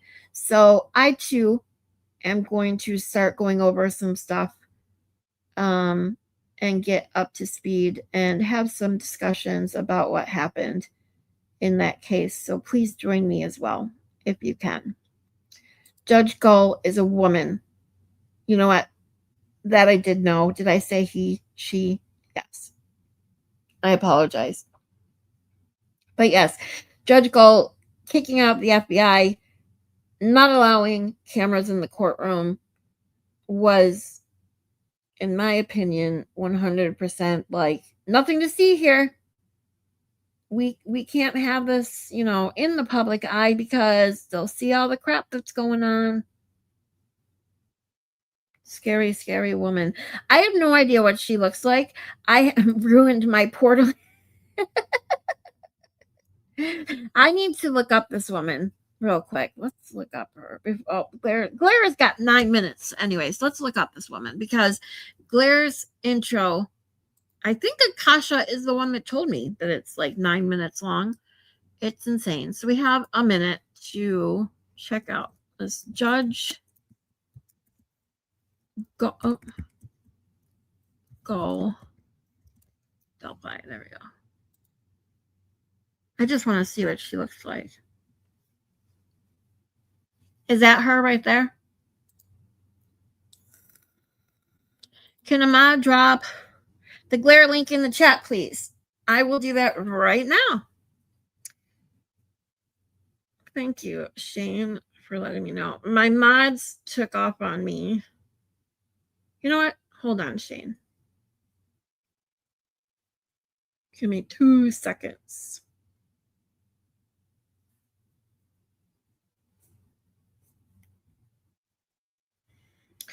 I probably should do this anyways. So,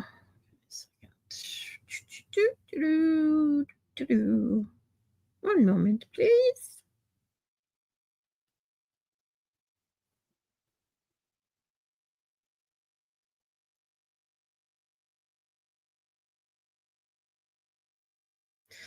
Okay. So now I have 2 more wonderful mods. Thank you very much. And I'm going to drop that link for you.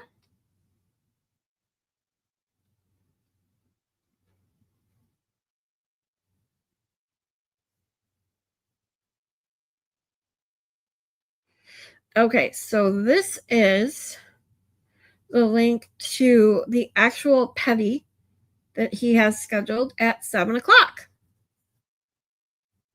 And it looks like it's going to be over Bri and Cry Fart. Let me show you the thumbnail because it's really funny. I love the glare.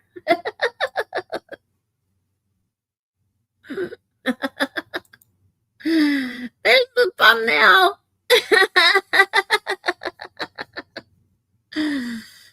Thanks, Scott.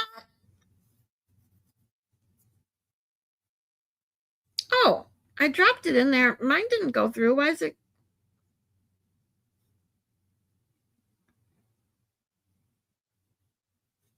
Okay, it did go through. Never mind. My bad. I'm like, why didn't mine go through? I just missed it. It did. Okay. You're welcome, Shane.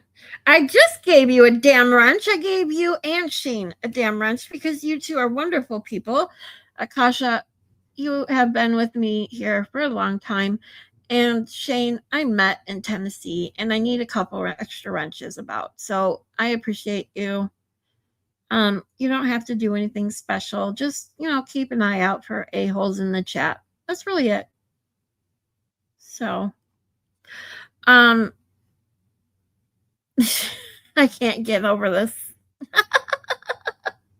I fucking love this thumbnail from the glare.